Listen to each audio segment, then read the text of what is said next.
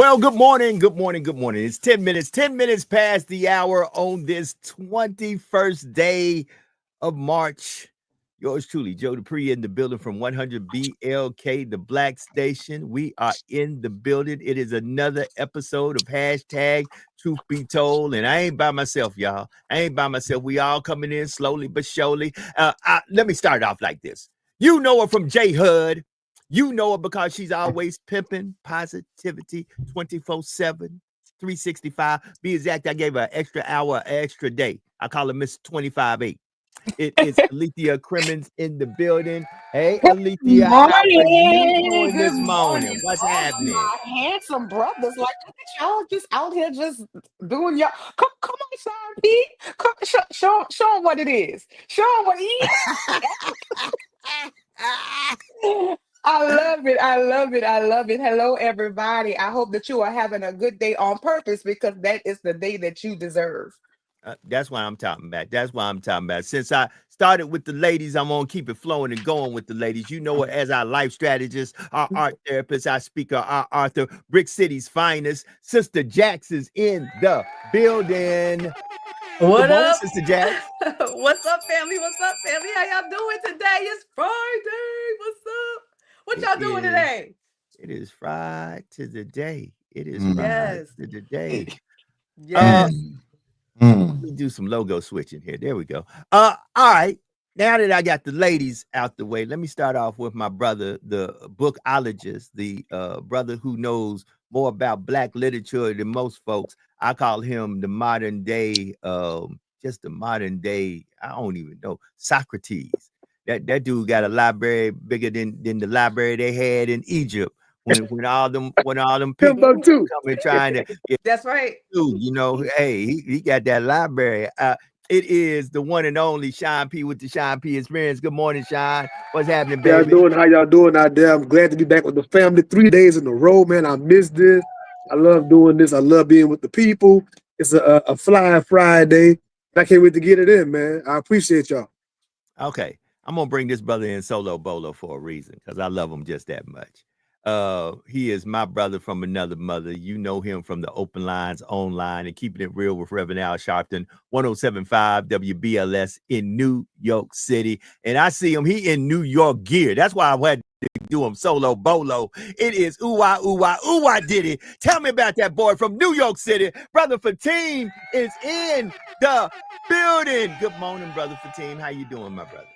Good morning, everybody. Grand rising to those that don't say good morning. I can greet you in any language. Buenos dias, assalamu alaikum, Ramadan Kareem. Since it is Ramadan, I am not practicing Ramadan, but so if you see me sipping, I'm not on my menstrual cycle. So for the women doing You Ramadan, sure for doing their these? menstrual cycle, don't have to fast, or they pregnant, they don't have to fast. So you're like, what, brother? He knows the drill. Oh, I know the drill. That's a long story, but it's good to be here. Like Jack said, it's Friday. I call it Friday.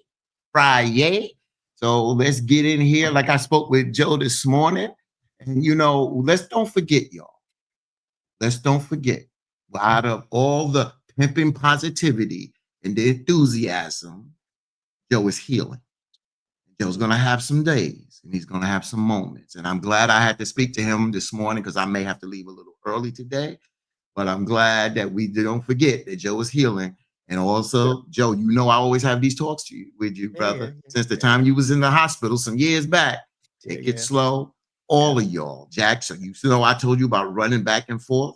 Take it slow. Hype man, Sean P, you got the energy. You keep running for all of us. And Sister Alethea, make sure you store some of that energy for them grand.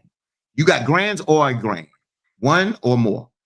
I have two, but one Grand. that lives with me. Okay, so there you go. So let's have a ball. Let's go.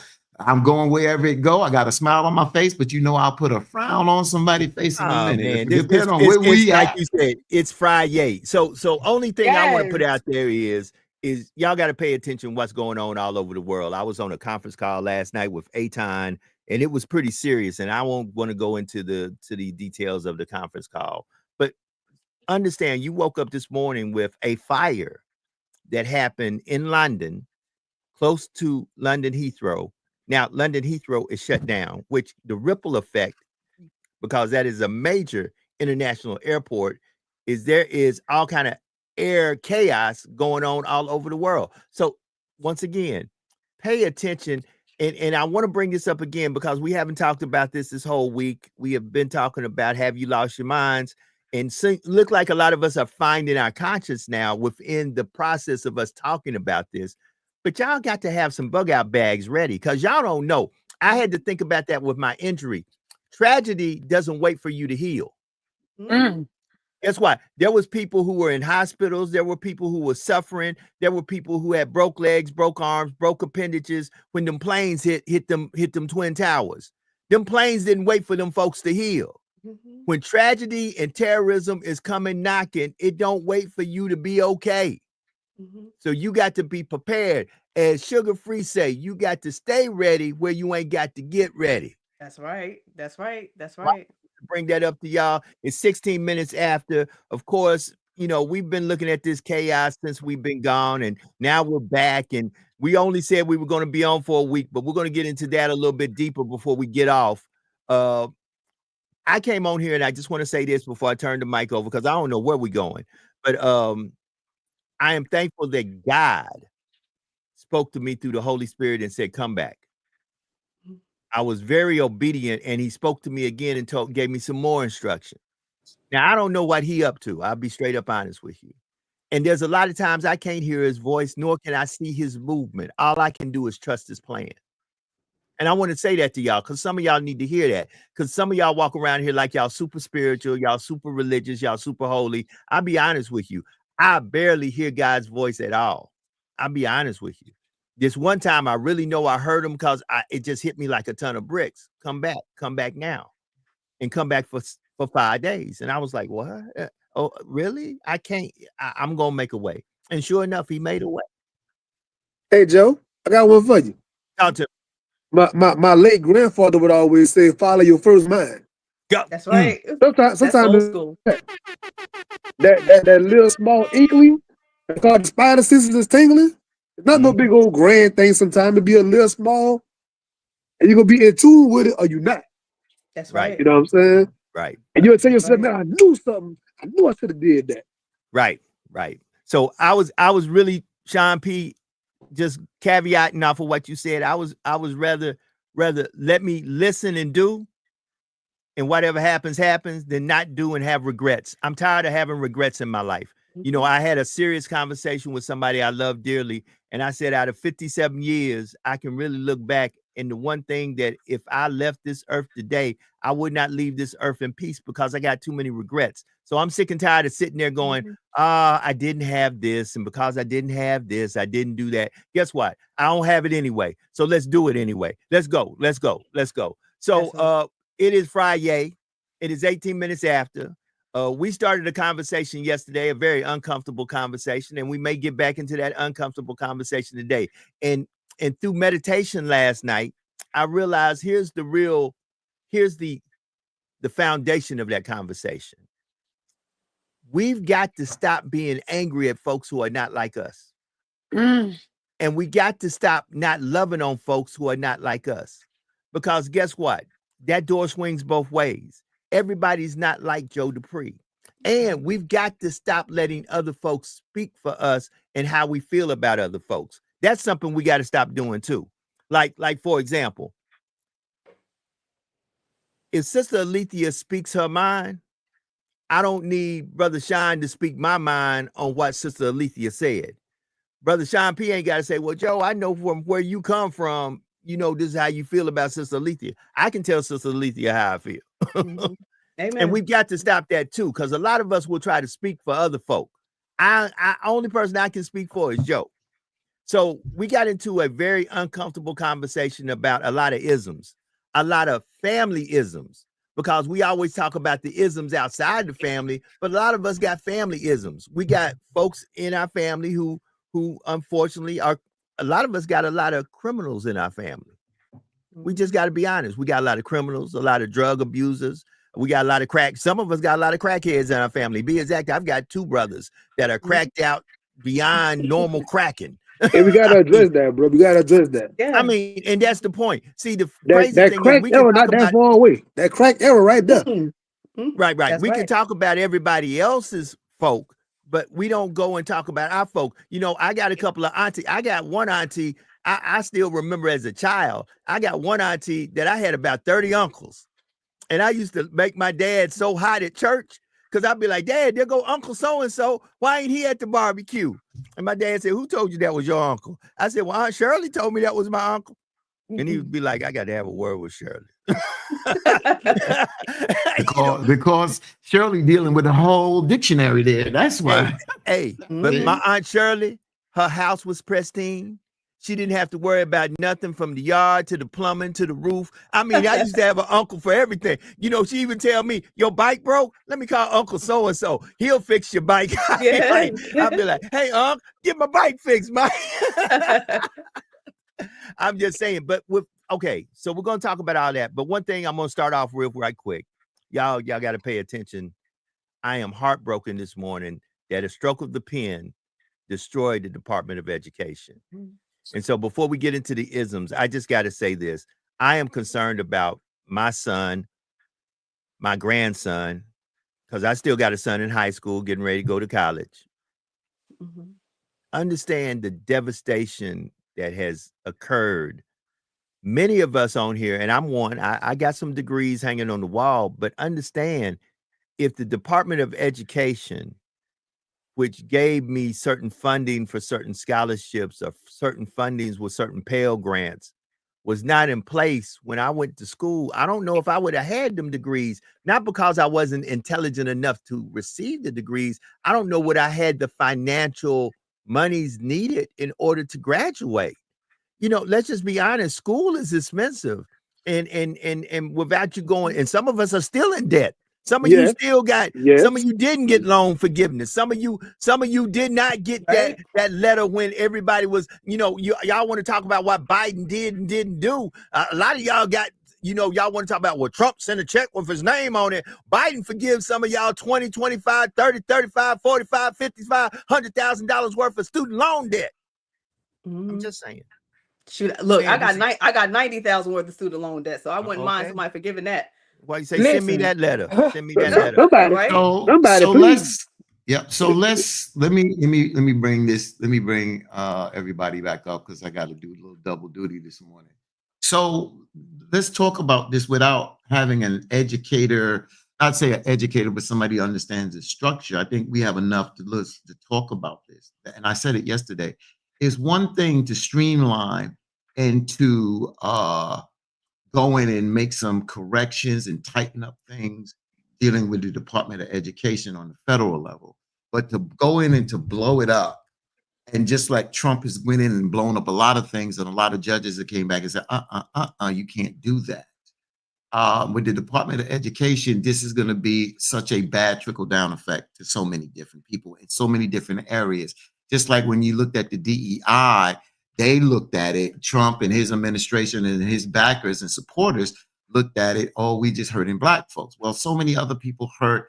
And then when it trickles down into the people that are white and other ethnicities, and when it starts hurting the disabled and things like that, then they're going to start crying. And but it's going to be too late. So with the Department of Education, it comes down to funding. And the way that Trump folks are moving, it's like they are like, it's our way or no way.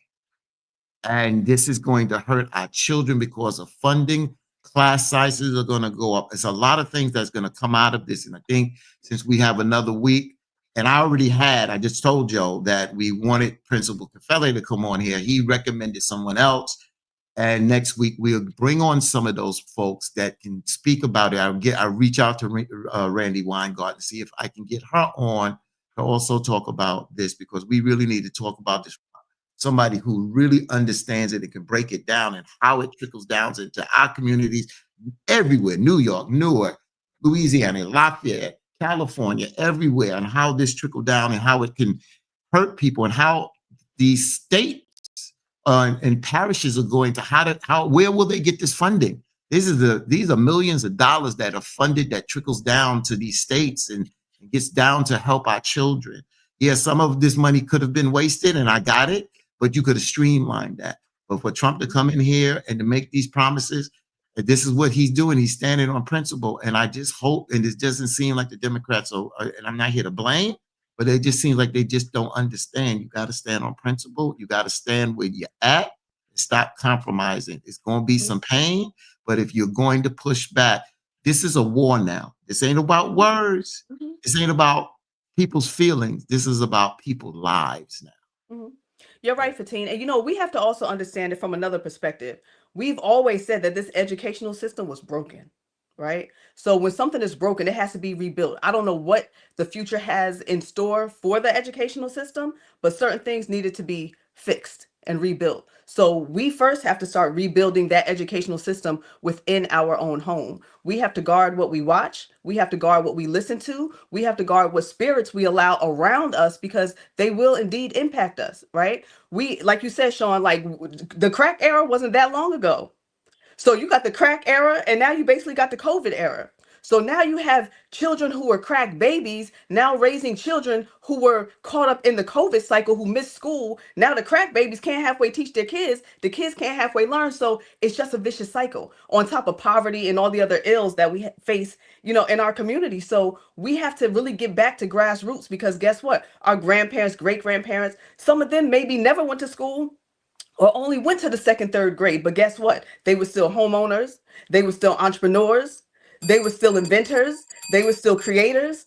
So now it's time to do what we need to do. And although it looks bleak, when you have you know, your faith in position, you can look at things from a different perspective. So we need to look at it differently. You know, I want to go to Sister Alethea, but before I do, you know, Brother Eddie Barnett says shut the Department of Education down. It's a failure.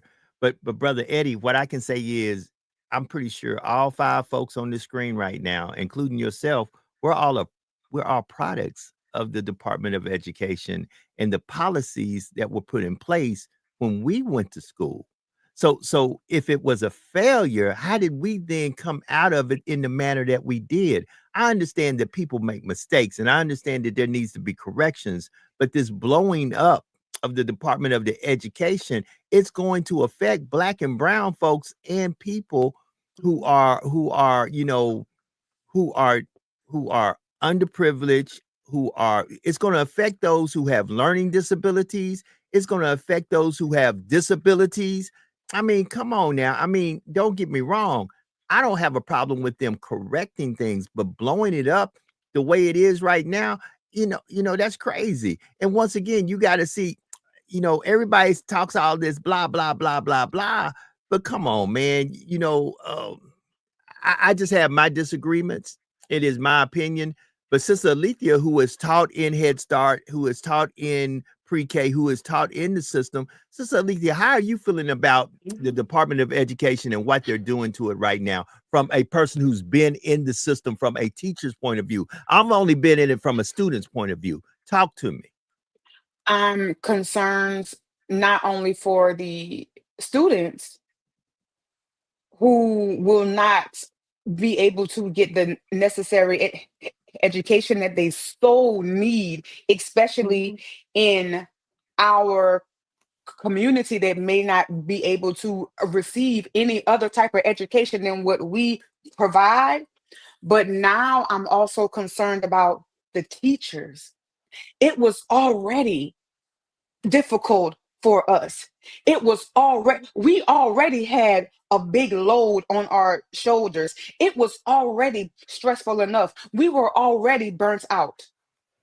So now with the classroom sizes that may have to get bigger, that will put more on. Teachers are literally walking out. Like, teachers no longer want to work in this system anymore. So what is going to happen when you have all these students and nobody to teach them? Then that's going to be another issue. Then you're going to be looking for somebody to point the finger at, when now you will have to stay home because you can't go to work, because you will have to stay home and teach your child what I was teaching them. Yeah. So now you got to stay home, you got to miss work, and you got to be with your child because I have 55 students and it's just me. That's right. That's right. And let me ask this other question, because this is a fact, and I like to bring this up since elections have consequences. Right now, with the way that the tax system is structured for tax refunds, a millionaire and a billionaire can write off his Learjet as a tax deduction. This is a fact. A millionaire or a billionaire right now can write off their Learjet as a tax deduction. However, teachers can only write off $300 worth of school supply as a tax deduction. Tell me what is right and fair about that? And you know what this also makes me think of, and people do not think about this. It makes me think of a little girl in my classroom who has autism. When she got to me, she was not able to talk. She was not able to be self-sufficient. Everything that she's learned, she was taught by us. Mhm. Now she's able to communicate. Now she's now in the 2nd grade and she is thriving. Amen, baby. What you are doing is saying, because you're taking this from them as well. Mhm. You're taking this from them as well. So are you saying that these children are not good enough to get an education? Mhm. Mhm. Or are you saying that children with special needs who you will be taking funding from, they're not good enough? Just certain children are good enough in these private school sectors. Certain kids are good enough to receive a proper education, but other children are not. Mhm. Basically, that's what this is saying. Your child is good enough, but this child isn't. Mhm. So what are we doing? Yeah. How are we gonna fix that? Mhm. And you know what, Alethea, and it's so unfortunate. Like, you know, the experience that I have, I was a Head Start parent years ago, right? So I was a Head Start parent. I made sure I became engaged and involved. I hustled. I did what I had to do. I got on the parent, committee, worked my way up, became the president of the, parent association. And then I actually was even offered employment within, the school district, in a managerial role within the Head Start organization, right? And still work my way up from there. But then I decided to leave the district to branch out to start my own business because the politics and all the messiness within the organization became a bit too much. And I said, these kids need help right now. Not, when, because the grant says you could only do this with the money. You can't do that with the money. But if I see a need, I'm going to fill it, do my best to fill it. So what happens is, they get so much money. The administrators in Head Start get so much money, it's ridiculous. And they're not always skilled and qualified enough to do the work, unfortunately. They don't And always have. we didn't get the money. Yeah, exactly. Like Joe said that we can only claim $300. Do you know how much money I had to spend I believe That it. ain't nothing. in my That's nothing. classroom alone? Like Absolutely. I'm telling you, I have spent in my 15 years of teaching, I am not lying, I must have spent over $20,000 to Absolutely. supply things in my classroom because my kids did not have Exactly. it Yep. because the school, now you want us to teach, but you don't give us the things in order to teach them. So we have to give it out of our pockets. But So look what happened. Look what let's- happened. 1 second, Fatima. Look what happens at the end of the year. Because, like I said, I was on the administrative side of the Head Start program, so I really saw what was going on. So what happens is they don't give the teachers what they need, but at the end of the year, around this time of year, they have what's called a spin down. So now they realize they have a surplus of money, and so that they don't look like jackasses giving it back to the government, they Hold on, spend Joe, it let on me a get- bunch of dumb stuff. Yes. Meanwhile, the So teachers let are me going get broke. in here. Let Oh me my just get in gosh, here. yes. So Yeah. so let's be honest here that all of this doesn't come from the federal DOE. Right. That's a It doesn't always come from there. It comes from our local districts, Right. our district boards, those people that are running the districts, funding the money to us in the schools, because this has been a complaint for a long time. And this is not just coming out of the federal. Yeah, there's problems in the federal. And I think that there is a good discussion that it needed to be streamlined. I can deal with that.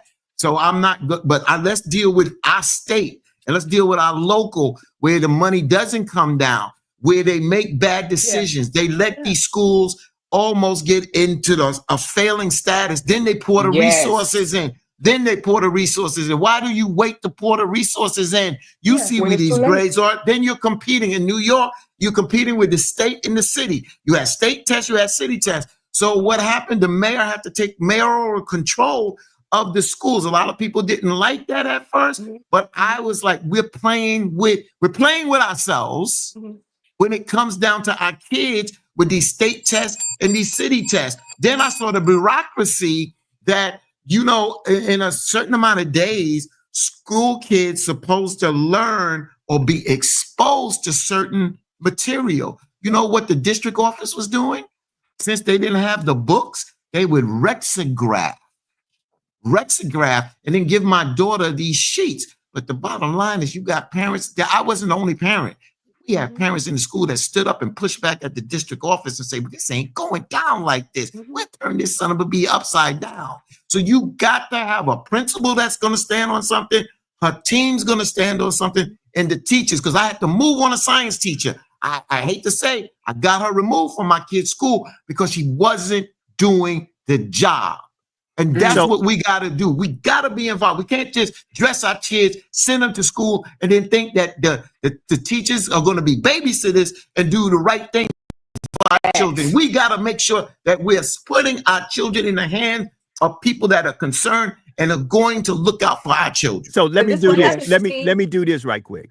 I want to go to Sean P because I keep on being remiss that Sean has been a college professor, has taught at the collegiate level. Also, it taught at the high school level, and it taught at different other levels too. And the reason I want to go to Sean is for this reason, because Sean, I think, will verify what I'm about to say.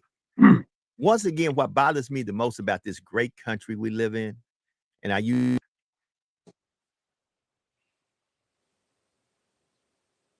Could y'all hear Joe? No, We can't hear you, Joe. So, we can't hear you. Nah, so Okay. what happens? he said, keep going. He said, keep going. Keep going. So Yeah, go hold ahead, on. So Sean, what did Yes, he sir. do? Okay. Yes, sir. All right, let's make sure we're here. Okay, Yeah, so we good. all right, so the dollars are different on the collegiate level when it comes down to the public school level. But, you know, what can you add to this conversation? Because on the collegiate level, it's different. A lot of us are putting our dollars in, or we're getting funding or grants or loans that we're putting our own dollars in. So the bottom line is your professors don't give a damn if we come or don't come. Bottom line, y'all gonna get paid, and it's up to us because we're looking for that higher education. But what can you shed your light on this since you are out there promoting for our community? Yeah, what I was gonna say to this conversation was about they're doing this thing right now, and we see across the nation, like Jack said earlier, we just had the pandemic years ago. We're still recovering academically from that. The numbers in science, mathematics, literacy, and other kind of metrics that they have across the nation, the graph is way, way down. And they pull a move like that at this critical time. So on a collegiate level, what these kids should know as a freshman or whatever in college, they're way behind when it comes to even reading, understanding critical thinking, understanding how to properly study. So I'm in the class teaching psychology, but I'm really teaching them, besides my Sean P class, this is how to go about reading your textbooks every week in everybody's class. How to go about planning for your paper, how to go about setting up a paper. Things from a 9th grade, 10th grade standpoint, they didn't have that. And we in college. They're way behind the A-ball at my level. So I would say that, start off with. And you know what, Sean, you know what? Unmute your mouth, Joe. Still muted, Joe. You gotta there you go. So for the first time, we can't hear Joe. That's crazy. Okay. The mouth of the South. hey, right. So look, what I want to say is this, and what the point I was trying to make before everything went once again haywire, and I understand. I know, Big Brother, you're trying to shut us down. But listen to me, Sean, and Sean will verify this.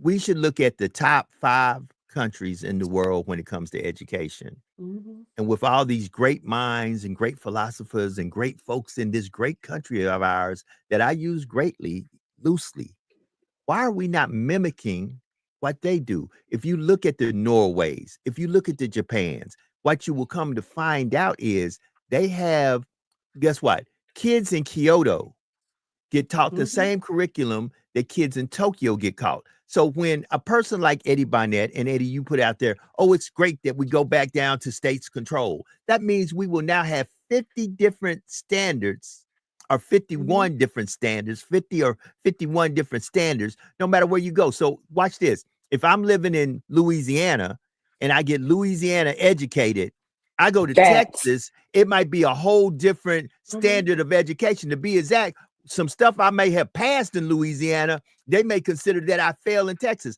I don't agree with that.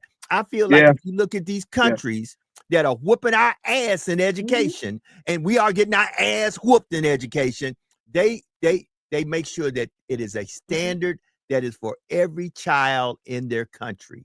Period. Mhm. The same standard, not 51 or 50 or 49 different standards. That's all I'm saying. Because America is Listen, about the money. America is right. about the money. So when a lot of these different curriculums and standards are developed, they're developed by the people, the powers that be, by some of their friends. So if they can take one of their friends and say, you know what, develop a curriculum for the state of whatever. Now they develop a curriculum. Now their pockets is laced with millions and billions of dollars. So then it creates more generational wealth essentially amongst the elite. So it's all about the money, whereas other countries don't give a damn about that. They're concerned about the students. They're concerned about the forward movement and the progression of the people within their nation to be a stronger nation. America don't give a damn about that individuality stuff. Okay, And let's stick Jax with the And money. look, Jax, let me just say Joe, this. Let me you just are say this. Let me just Go say this. ahead. Jax is Come on. 110% correct. Because if you look at it, that's why me and Joe got into it before. And I know we talk, and I love this when we talk about it. That's why I said America never was great. Never was great, because we got other countries that not only with the educational system that is advanced and ahead of us, their medical system, Medicaid for all, Oh God, yeah. healthcare for all. Yeah. You see, that's what I'm saying. Stop looking. Yeah, we look at some of these countries that are impoverished and whatever, and they're not up to the standard of America. But America profess to be this big country, and we have a lot of resources. But then we have a lot of things that we hide behind that curtain. We present that we're the big wizard of Oz, but we're that little short, little dumpy dude behind the curtain. And it comes out when we start to stand up against other nations, to stand up to their education, their health, and how they deal with their people. So you're right. This is what greed does. And don't y'all understand? Empires. There were dynasties and empires that have fell because of greed. And America is no different than the past empires, and we are on that trajectory to fall, y'all. So look at this, y'all. We're talking about the college level, right? So if all these lower grades, they focus on pass the test. Somebody mentioned in the comments earlier the classes we used to have back in the day, and they removed those classes because the focus now got to get that high leap score, got to get the California achievement score. Yeah. The whole time in school. So now you in college, where that's even removed. You didn't learn so many fundamental things way back here because they was just driving the test. So now you've arrived, you in college, now what? When the test is irrelevant. Mhm. You can't critically And think. You can't at operate. all. Okay. And look, Joe, So I got you that. are absolutely I right. got to do this. I got to do this. And Eddie, I'm not trying to call you out. I wish I could bring you on screen. I know you're working or you're in a position where you can't, because I don't want, I wish I could put you on screen where you could literally let folks understand where you're coming from. First of all, we haven't addressed the Trump tax cuts. Once again, in the Trump tax cuts, millionaires and billionaires can write off their jets. However, teachers can only write $300 worth of school supply. That ain't right. We ain't addressed that. We ain't addressed that since Trump is doing everything so righteously. And thank God that Trump showed up and changed the world. Yeah, he changed the world, but I'm not saying he changed it for the better. Because how is it that I can write off my Learjet, but the teacher can't write but $300? And Alethea already said in a year's time, she damn near spent all the money that she made on just school supply. supplies. So hold on, let's wake up. The point about it is, I'm not trying to call nobody out. I'm trying to talk about righteousness. I'm not trying to talk about right or wrong. I'm talking about righteousness. Let us be righteous. This is going to affect black and brown kids that look like your kids, my grandchild. I don't know if you have Affect any all grandchildren. kids, all Yeah. kids. Right, And right. you know what? Hold it. Mhm. And And you know it's what? gonna Go ahead. go I was gonna ahead. say Go ahead. Go in ahead, terms Jack. of Alethea, not only did she spend around 20K on school supplies, I guarantee you, all those hours that Alethea was driving to go see the kids after hours, all those hours that Alethea was putting in to make sure those kids Free. maybe had an extra snack. Exactly. Free. Yes, exactly. In kind labor. You know what I'm saying? In kind labor. That you got no reimbursement back, no nothing. At But you all. still, because especially when you are a Head Start parent, a Head Start teacher or educator within Head Start, or educator across the board, it is so much more than just getting those classroom supplies. It is so much more that these teachers give. So I salute you, sis. I commend you. Alethea. And But wait, everybody else out there. listen. Alethea, hold on. Before you Let me even go just there, say two tell- things. Alethea, tell me this. How many times were you stuck at school with a child because the parent did not come and pick up the child? And tell me how many times you were at school past 5 o'clock. Yeah. Oh, Tell the free, truth and yeah. shame the devil. How many times free were labor? you? Come on. Free And labor. did you get any overtime hours for that? No. We don't get that. Yeah. Head Start, we don't get that. But you- Alethea, wait. when The parent come in, right? Many times they don't even have on their work clothes. They come in with slippers and a bonnet, late as hell, to pick up their kids. So you know they ain't out there hustling. They at home watching Maury or whatever the hell else. So wait, when you really? when you mentioned when you two things with Joe and with Jax first, because I was very much triggered when I first got into the Head Start realm, and you said in kind. The first time that I did an in kind sheet, and I was like, "Oh, what is this?" Mhm. So it is a list of things that the parents should already be teaching their children. So it is a list, and for each thing on the list, and there is 30 of them, Mhm. there is a percentage that goes to the parents. So we are paying the parents to teach the children what they should already be teaching them. We are giving them money to be a parent. I was like, what? That's right. So I have to pay you to be a parent. Mhm. So let that just sink in. And then what Joe said, my daughter just got back from Seattle. When I sent her there, my daughter over here was at the top of her class. When she went to high school in Seattle, Mhm. this girl called me in tears. Like, Yes. she was Yes. like, I prepared, Yeah. Mama, right? I feel like I don't know anything at Wasn't all. ready. So when you said Wasn't ready. 51 states teaching 51, Louisiana is the lowest. So if Right. we Hold on. we Hold on. are the lowest. Hold So on. Under if what? we go Under So I both asked myself, how Democratic. do you Wait, make this under statement? How do you make this statement then? You see that statement I just put there? under Democratic presidency, under Republican presidency. When you talk about Louisiana, you got a governor that is Republican. So this comes on both sides of the aisle. That This part. comes on both sides of the aisle Yeah. here. Democratic, and Republican. We know that Republican want to streamline things, and we know that Democrats wants to sometimes give a little extra. But this is something that we got to this part now, and unfortunately, it's broken. And I'll be honest with you. We only can give it time to see where this goes. Right now, there's people feeling pain.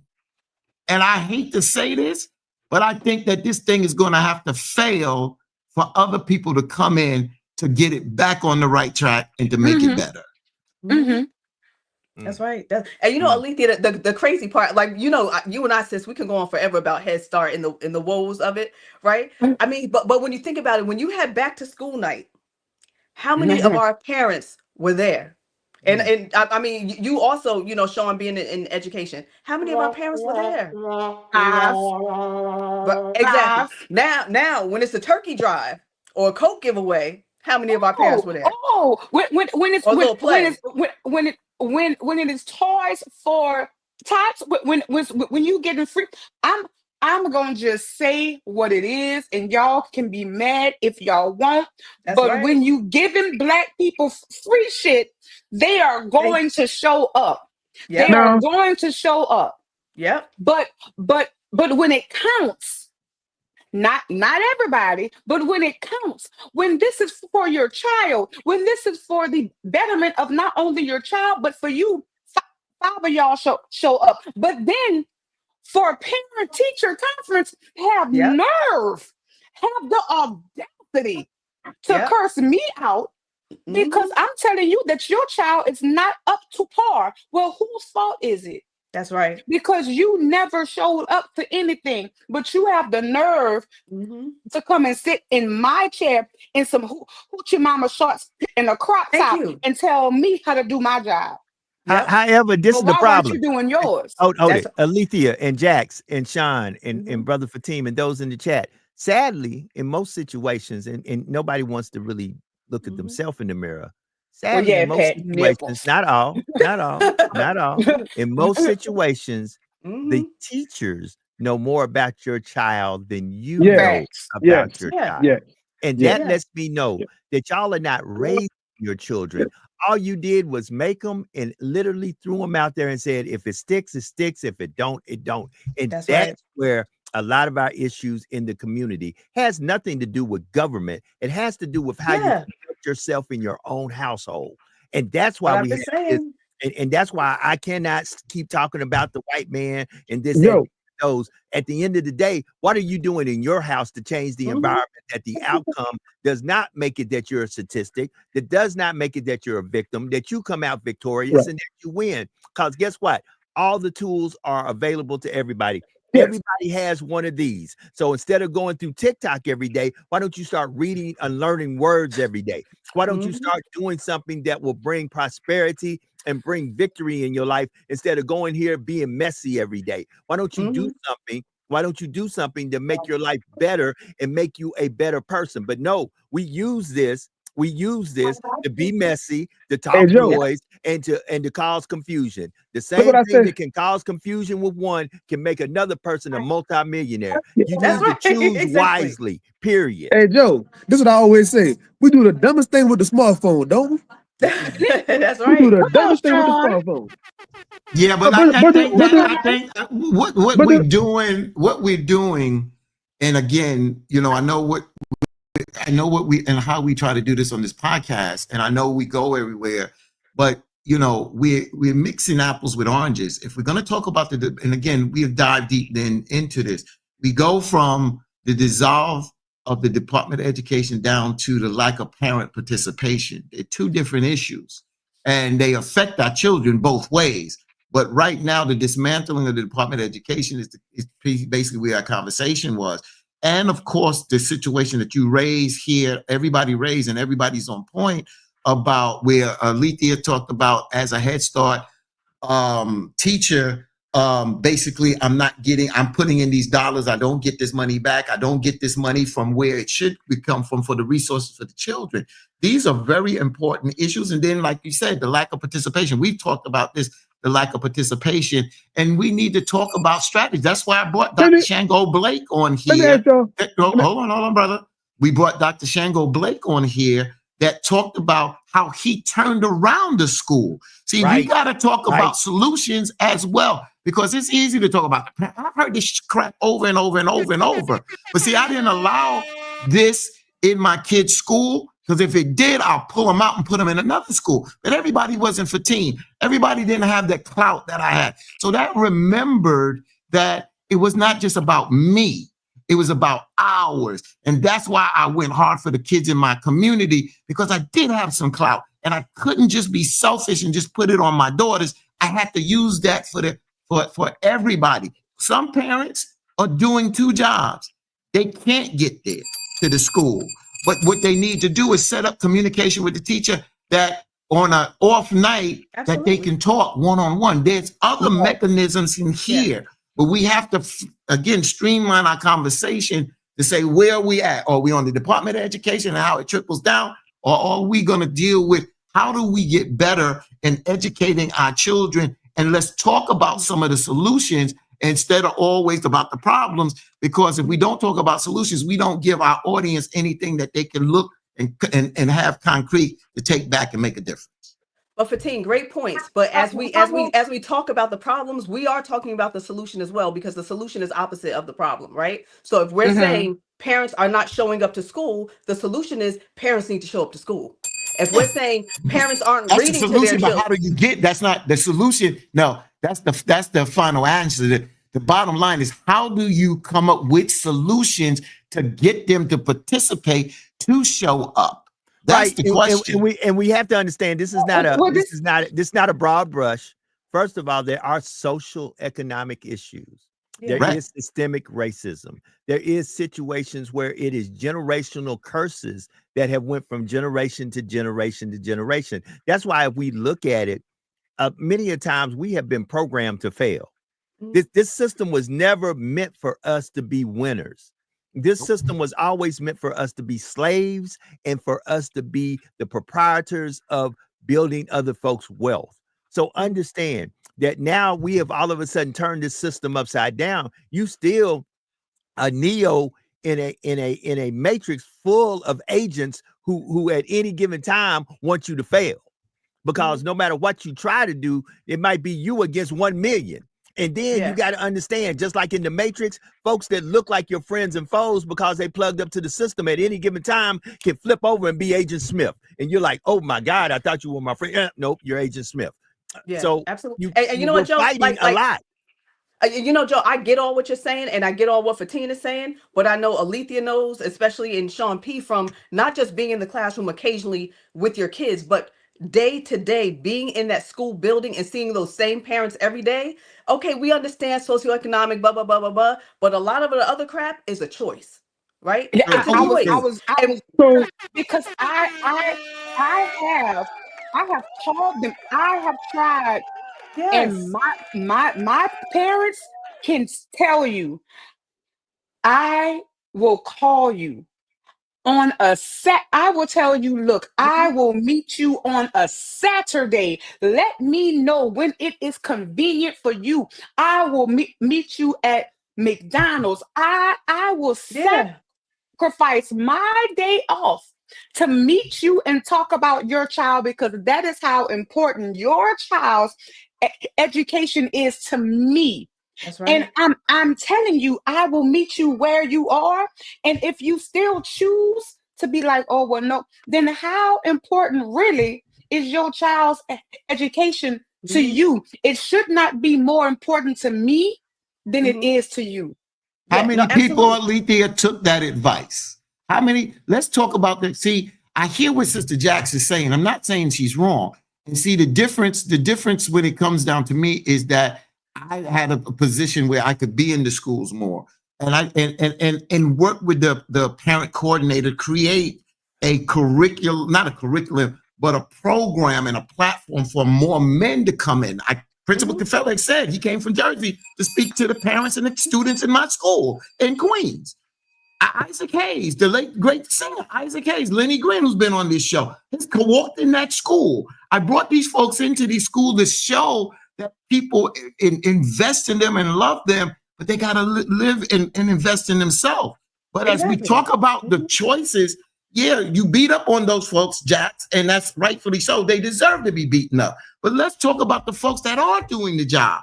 Because when we continue to talk about the downtrodden, the parents that are looking turn us off and say, wait a minute, that's not going on in my school. I've got more parents working in my school. I've got more parents participating. When Alethea said, I'm willing to meet those folks on Saturday, tell me, Alethea, how many parents took you up? Tell me if it's one parent or two parents that decided to make a difference in their child's life. That's a start, y'all. And we got to look at some of the things where the grass cuts through the concrete. We got to start taking some of this positive. We beat up on them, rightfully so. Right. But let's give some damn positive examples here to motivate and inspire some folks here. Did some No, parents and take you up? you oh yeah, you are right. I can remember that I had one parent, and I didn't know at the time, but she was literally working three jobs. Mhm. So when I said, look, I will meet you at your job, I will meet you on your break, she was like, yes, please, thank Yeah. you. And Mhm. I did. So there Mhm. are parents that are Yeah, of willing to course. make the choice. There are parents, and very often you do have to meet them where they are, because I can speak, when I was a single mom, I was doing the best I could. Mhm. I was doing the best I possibly could. And just because my best isn't the best that you expect that I Mhm. should be, does not mean that I am not doing the very best I can as a mother That's for right. my kids. So I just need to put that out there, that I'm not saying that every parent is a bad parent, because trust me, Exactly. I have been there. But who I am speaking to are the ones, just like Fatine said, or no, Jack, that it is a choice. When you choose not to be there, when you would rather watch Mhm. TV or do this or whatever, when Mhm. you, that is who I'm talking to. Yeah, Mhm. and I Let think me it's That's important. right. say this, Brother Sean. I'm gonna go right to you, Yeah, go ahead. and I want y'all really to hear this. And Brother Sean P, this is for this goes. I'm gonna go straight. Buying your kids Gucci, Louis, Polo, Nike, Mhm. all the latest trends to wear to Yeah. school does not mean that you are concerned about them or you're Mhm. concerned about their education. That means you're concerned about how they look in their appearance. Brother Sean P, Mike is yours. No, I totally agree with that. And I want to say this, like in my life as a personal trainer, as a counselor, and as an educator. So all these three places in life, I don't believe in excuses, bro. That's So right. yes, there are Thank you. those exceptions to the rule. You got three jobs, you got this other. That's not everybody though. So there's a Mhm. large portion of people that are making the choice, like, man, parents teacher conference tonight, I ain't going to the conference. It's time for the Mhm. meet and greet. I ain't going to the meet and greet. It's a Yeah. large body of people that's making the actual choice not to be involved. Yeah. And Yeah. we got to talk about it. To clean Yeah. our own backyard, to police ourselves. Forget about them. They're gonna do what they do. To That's police right. ourselves, we gotta start being real with each other. Exactly. But then Look at Exactly. this those before And I leave. Look those at this. Back in the 90s, whenever Bill Cosby said this stuff on stage, they ain't like Come that. on, come on, Mhm. Y'all remember that? That's come right. Y'all on. remember that? That's right. He was stepping on them toes on that stage. They ain't like when that man started calling this stuff out. They didn't like that. I can't believe he That's right. said that. That's right. And you know what, So Sean? I'm Like, gonna leave y'all with that. how wrong would we be? God has blessed us and put us in such great positions, right? But not just positions because He put us there, because we hustled our asses off, and we worked to be exactly where we are right now, right? We worked there, and we had blessings on top of that work, right? So, who would we be to not try to inspire and encourage and to uplift those that maybe are on a different level? Now we could plant those seeds. It's up to them to water it. We could sprinkle it. We could help them yes. out. We can educate them, but our job, Fatine, is for us to still help those that are not there yet, right? And it doesn't Yes. mean their level of success has to be where we are or at our level of success. It could be their own individualized personal level of success, whatever that may be. But you got And to Okay, that's what hustle I'm to get. saying. I Yeah, agree but with but but that. you. I'm saying that, but we can't continue to beat up right. on those that choose not to do it. All we can do is expose the problem, but also work and develop solutions and work with those folks that are trying to make a difference. That's Exactly, all but I'm Fatine, saying. but That's Fatine, all I'm guess what? saying. But Fatine, guess what? And I get it, and I respect that. But at the same token, we can't keep pussyfooting around it and trying to act like We're it not doesn't exist. pussyfooting We around we it, we That's got but to it. go why are we hard staying in the quicksand? Why are we That's staying in the it. because quicksand? That's because all we I'm Yeah. love. saying. We You know don't what, Yeah. need to Fatine? stay there. Yeah. It's the Yeah. thing is to expose. I come from this. I come Yeah, from this. So I don't come from my parents struggled. I yeah, come mine from too. a mother that alcoholic. So I Mine know this, too. but what I'm saying is I don't need to beat up every damn day the parents that don't do the damn job. We acknowledge that, but we move on with some solutions and provide that for the children, like you're doing art therapy. That's what I'm saying. You provide it, you acknowledge the problem, you expose the problem, but you don't live in the problem. That's But all you I'm know what, saying. Katina? Don't We live can't. it. But the thing is, we can't just jump past it. We have to I ain't talk saying about jump it. past it, We but don't gotta get unpack stuck it. there. But don't We- get stuck there. That's all I'm saying. I So- get it, but it's But a lot to how unpack. long will we have to hold your hand before That's you what I'm decide saying. that You ain't gonna pull me in the okay, quicksand. Hell no. I'm gonna let you go now, and I'm going to get myself out. How long will we have to hold your hand? That's right. So Althea, let's give some solutions right now, right? We're gonna give some other solution. We said it, but sometimes people don't always grasp at it, right? So you, Sean, you Fatine, you Joe, let's all do a round table and just give some solutions how we could take some of those bonnet wearing, slipper wearing parents that's not at the school really engaging and helping out with their kids. Or we understand, yes, there are some that work multiple jobs, they can't make it, blah, blah, blah. We get that, right? Because many times we were those same exact parents working multiple jobs. Yes. Oh my trying to God, make it yes. happen. So wait a minute. So first of it's all, a let me choice. just show you, Jax, what you're doing, and it's not fair. Mhm. Let me just show you. Don't do that to them. Because if the bonnet wearing, slipper wearing parents showed up to the school with concerns of their children, would you still criticize them and call them that? Even though we know attire matters. Don't do that to people. That's not fair. The bonnet wearing slipper, we're doing what the adversary do. Because a lot of times they're misguided. But I've seen bonnet wearing and slipper wearing people put more in than people with suits and ties. Oh, absolutely. So don't do that. I'm not beating up on you, but don't do that to people. Stop stereotyping people because it's not fair. Because some people don't have, some people don't know. But I've seen these, because I've said the same thing. Yo, look at that woman come out here in the slippers. And then when I seen her get up and speak, Hey, and again, Monique said that in the pandemic. They didn't like that. Substance, Yeah. man. Yeah. Monique said that. So- They didn't like So that. let me. Yeah, no, That's that's right, man. So be It's 6 minutes. careful. You know what Hold it is? on, You know what hold it on. is? Wait a minute. You know what it is, Joe? Solution. Wait a We minute. don't like Solution. accountability. Wait. We don't It's like 6 accountability. minutes. We don't like it. Exactly. Right. We Hold don't on. Not like at it. all. It's- Not We at don't like all. accountability. Hold on. Wait a minute. It's Mhm. 7 minutes past the hour. And Brother Sean P brought up something that everybody needs to take a deep breath on. The two words that we run from like it's the plague: responsibility and accountability. Please don't criticize me. Please don't talk about me. Please don't do this. Well, first of all, stop doing the behavior. See, we never address the behavior that puts us in the position that we tell folks you are where you at, not because you wear a certain attire or because you whatever. It's because of the mindset. behavior and the mindset. That's it. You said And it, Jack. The until, mindset. and You until said it, we Jack. address the behavior and the Said it. mindset and change the behavior and the mindset, regardless of what you wear, where you went to. Listen, I know people who got PhDs that are ratchet as hell. Yeah, exactly. Yeah, And I know same. people, and I know people, That's and it. I know people who are on the street corner and look like bums who are smart as hell.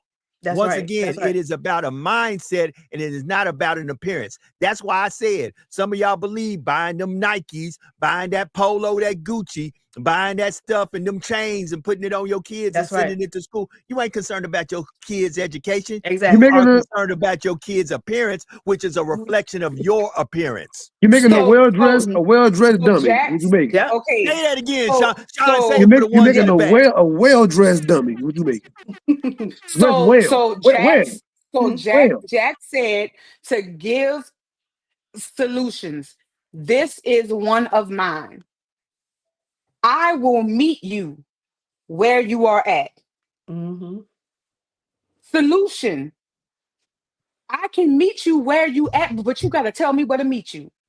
Mhm. You have to tell me where to meet you. I can meet you where you at, but just you let me know where it is that I need to meet you. Let the teacher know where to meet you at, because everybody loves saying what meet them where they at, meet them where they at. But if I don't know where to meet you, then I'm going in circles looking for you. Mhm. Let me know where to meet you, and then I can meet you exactly where you are. Mhm. Mhm. You're right. You're right.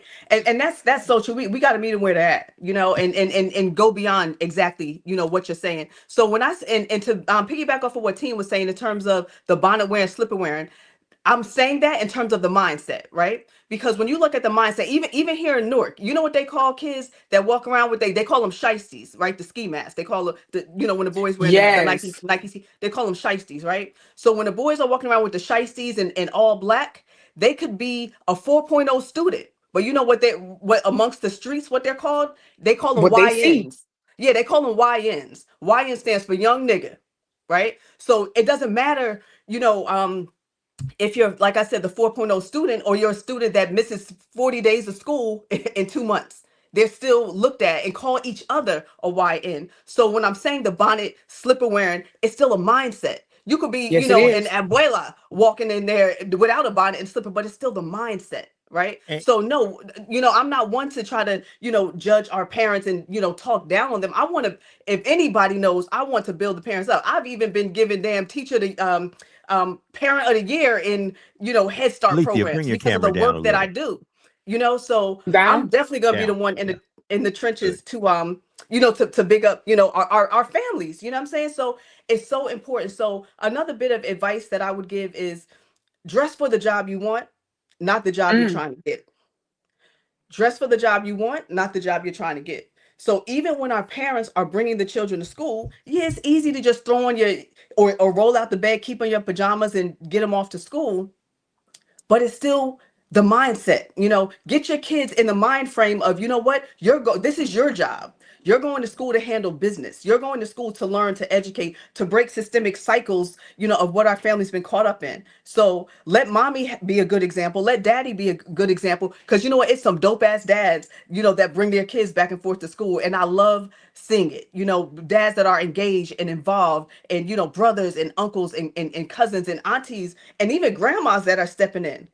But we still have to be an example in how we dress and carry ourselves. And granted, you can still go to a thrift shop and buy not saying you got to go with a 3-piece suit on to drop your kids off at school, but don't just roll out the bed and walk down the block with your slippers and pajamas on and a bonnet. Back in the day, our mothers and grandmas wouldn't even go off the porch damn near to get their Listen. mail with a bonnet on. Exactly. You know what I'm saying? So with that being said, as you see, our good friend, our good brother, the mental muse has walked in, good brother Chris McNeil, There you and I go. like to give him a round of applause and some horns. Listen, and once again, we've got to address this from a holistic standpoint. Yes, there are absent fathers, there are absent mothers, there are bad dads, there are bad moms, and until we get to the point that we start understanding the following, it took 2 people to make this baby. So this is what ceases to amaze me with parents. Yeah. Parents is 2 people. Last time, parents equal 2 people. Y'all wasn't arguing and fussing like this when y'all made this right. baby. Sure wasn't. Y'all wasn't, no, I promise y'all, none of us got made with a lot of fussing, cussing, arguing. I can't stand no. But this is the crazy thing. And I'm going to say this because one of my daughters said this to me, and it hurt me to my core. But after further review, she was absolutely correct. She said, before you say another word, you might need to reevaluate who you laid down with and made children with. That's right. You might need to so all of y'all with that, I don't got time to hear that, because guess what? Unless you were raped, you made a choice to lay down with somebody and make these kids. So Right. maybe you should have made better choices of who you laid down Amen. with, Mhm. present Amen. company included. And Jax, whenever you said about dress the part, what we don't understand as parents, not just mothers, as parents, we can talk and try to teach our children through speaking, but how they really learn is by what they see. That's So right. if you represent yourself a certain type of way, then my daughter is going to think that I can represent myself in the Exactly. exact same way, and that's okay. So you are in essence teaching your children Yep. that this is the right representation. So you can't get upset when people treat you how you look, because that is how you're representing yourself, and you're teaching your children the exact same thing. And Exactly. that is what is called a cycle. So, Exactly. so Brother Chris, let me Exactly. just get in on this real quick. So that's I'm never going to argue with what you're saying. I have my own philosophy down the road. Once you go get what you got, you understand? Because when I would go into school to speak in schools, I debated because people wanted me to put on a suit, and I didn't want to put on a suit because I connected with the kids in the community. They saw this, you understand? But then I could show them. See, the bottom line is to grab them. And sometimes, like when you have career day and you got these people coming in suits and this, that, and the other, is a good example. And I'm not here to knock that. The team is not trying to be on the other side. It's just that I had a different philosophy that those people didn't connect because the kids didn't see themselves there. But when I walked in that school, and even though I have the electrical engineering technology degree, I came in there to talk radio. But then I had a white gentleman in a suit that spoke ahead of me, and he talked about electronics and stuff. So then when I spoke, I said, before I get into radio, I just want to let y'all know that I work in the data field, center field. I also work in radio. I have a degree, this, that, and the other. They were captivated. But the difference is they can connect with me. They see me in the community. They see me in the park, on the court. And they can, so it's about connection, because a lot of people, these young folks, think that they're isolated from the adults, and they don't feel that the adults understand. To go back with Sister Jackson, Alethea, and everybody here said, and I agree with y'all, that you should dress the part. And I get that, because I come from that. I come up in an era where we dress better than our parents. We dress better than our parents. Our parents would have told you that they broke their ass to get us British Walkers, Playboys, Pumas, Adidas, Sergio Valente, Calvin Klein. We cardigan sweater, polo. We wore that. Porterfield coats, leathers, goose down, Kangos. That's money, y'all. We went to school styling. So when my kids came up and they did this uniform thing, I wanted my children to have an identity as well. I agree with the uniform, but don't use the uniform as a band-aid to the school's problems to hide that you don't have the textbooks, you don't have updated textbooks, you don't have good qualified teachers. Don't give me a uniform platform and tell me that, well, this is going to help the students. That's bull crap. It will help the students, but don't hide it and mask it for something else. And that's why I said my daughters on Friday, if they choose to, will dress down and not be in a uniform, but they will not have their pants. Well, they were girls. They will not have their pants sagging. They will be neat. Their hair will always be neat. Hanifa went in the hospital. I paid somebody or sent them to the beautician to get their hair done, because they represent me and I represent them. So and we have to do that for the excellence. So I'm agreeing with you all on there, out there. We are failing our children because, as you say, bonnet wearing. Now, this is where, Jax, I agree with you, sis. You know I agree with you here. The bonnet wearing, the slipper wearing, I can agree with that mentality is that now any and everything goes.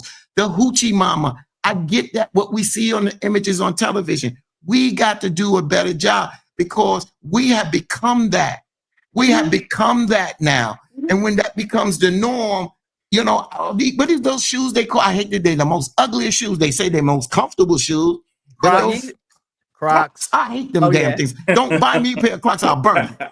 I'll burn them. Crocs, you can't sponsor this show. At least not me on the screen. But I'll burn them, son of a bitch. I think they're the most ugliest things. And I act a female. You thought that guy in Crocs? I mean, that don't look good to me. But it is what it is. That's the era we're in. And I can't change the mindset. But what I will do, even at the stage where I'm at in my life, whatever I put on, I make sure it's neat, it matches, even down to the underwear. Because it's a mindset, what Sister Jack said, what Alethea said. It's a mindset. And we gotta get into changing minds, y'all. Because if we don't change mind and preach at people, that's not going to work. We gotta teach people. Well, And let me go to Brother Chris. Hold on. let me go to Brother Chris for a second. And before I go to Brother Chris, I do want to say this. Once again, let me go back and get us back on rails on this. I said earlier, is it not so much, and I want to make a quick comparison before I go to Brother McNeil. There are 5 educational systems out there in the world that are the top 5. Why not, since we're so great, why don't we go and understand what these folks are doing and bring some of that to us? You need to turn your camera, Brother Chris, because you're sideways. I'm about to. And I'm gonna take you off while you do that. I'm just gonna take Okay. you off for a second. Why don't we do that? And we're gonna bring Brother Chris back, and I want to ask him a question from a mental health standpoint. But I'm really asking myself, why are we not doing that? Just like I once said, to make a comparison, people had such a big problem with Coach Deion Sanders in the SWAC, Coach Prime.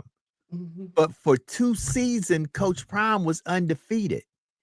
Why not go find somebody similar to Coach Prime and mimic exactly what they did, where you can win too? It ceases to amaze me how we don't want to copycat folks to become winners. That bothers me. I'm saying, if we know there's 5 systems out there that are winning, why don't we go copy those 5 systems and bring those systems to the United States of America, that our children, that all of our children, not black children, not white children, not rich children, not poor children, all of our children win. That's all I'm asking. Brother Chris, from a mental health standpoint, talk to me, man. Where are we at with all of this? I think we have a society who is relatively depressed. You know, when you don't have self-esteem, you'll go out looking any old kind of way to take care of whatever you got to take care of when you really don't feel like doing it anyway. We're living in a society of functional depressives. That's right, Chris. Functional depressives. And that's where it's at, you know.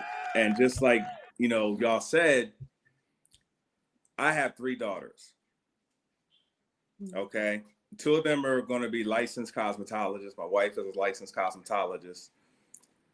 My daughters, they value everything I say. And I told them, I said, don't ever go out that house with a bonnet on or some pajamas and some and slippers. I said, it's all about how you feel. Now, go take the trash out, go get the mail, go pick up Amazon or whatever off the front porch. But that's about as far as you go. That's right. I better not see you cruising around 3:30 in the afternoon with a bunch of girls in the car with a bonnet. Dad set the standard. Dad, you set the standard. I love that. Set the standard. If I'm paying the insurance on the car. That's right. All that other stuff. You're not riding around cruising with no bonnet on and no pajamas. It's 3:30 in the afternoon. Couldn't you have gotten dressed before that? You had from 8 o'clock till I mean, come on. Like, you know, my grandma never came out of the house like that. That's right. And I could just think about the ancestors right now, thinking what they would think if they come to 2025 and see how we have gone down. Now, there's a lot of the things going on in the community where, you know, you have poverty, you have gentrification, you have, you know, rents going up. Things are just out of pocket right now. But you still have to have some kind of gravity. Like, okay, like first impressions are still everything. Yeah, absolutely, Chris. First impressions are still everything. If I'm going to look for a job, I don't want to be, hey, because you look like that, you go back to the stock room. I'm not putting you out here on the front floor to sell anything. So, you know, my mom always said, you know, don't go out looking like that. Go out clean. You know, go out together, because you don't know who you're going to run into. You may run into your dream job, or you may stumble onto something. You know, but it's a mindset. You know, when I say mindset, you got to set your mind. Mindset, set your mind. You know, keep your goals in place. You know, I went to college and we went to campus with sweats. We ain't going no bonnets. That's right. There was a lady on Facebook that did a bonnet, and I'm gonna share it with y'all later. She did it was just, I just agree with the whole thing. You know, she went in on it. And I was like, listen, I said, if everyone can adopt that mindset, we are good. But, you know, I always try to tell my youth that, listen, you are better than this. You know, I try to set the example, like, hey, look around you, you know, pick yourself up, you know, let's deal with what you're dealing with. You know, a lot of them are dealing with a lot of things, and they just don't want to, they just don't want to deal with life. You know, like I said, there are a bunch of a lot of people are functional depressives.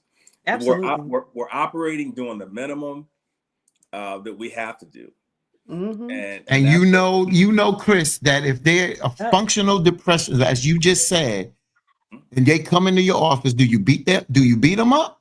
Or do you find out what the problem is and work to correct that issue? Yeah, when they come in, I never beat up a client. Can't do that because first of all, I have to be ethical in my approach. Above all else, one of the 5 ethical truths is above all else, do no harm. Non-malfeasance, Chris. Non-malfeasance. So what I'll do is sometimes there's a sandwich. You know, you give them the good, and then the not so good, and then you end it with something good, because one thing you don't want to do is open somebody up, get them to do something, and then you can't close them back up. Absolutely. So what I'll do is I'll accentuate the positive, I'll illuminate the negative, and then we'll come to some kind of agreement on how you know this is going to work for you. Now, I don't work with kids per se, but in my church, I am a youth. I work with the youth. And for the majority of the youth, they don't come in looking like that because their parents ain't having it. But there are some individuals who would do that. But you know, I have to, and we can even take it back to where, you know, the generation before us would see us and like, you can't wear that to church. You got to be suited and booted. You got to have your button all the way up. You gotta be slacked down. You know, they would have a problem with it.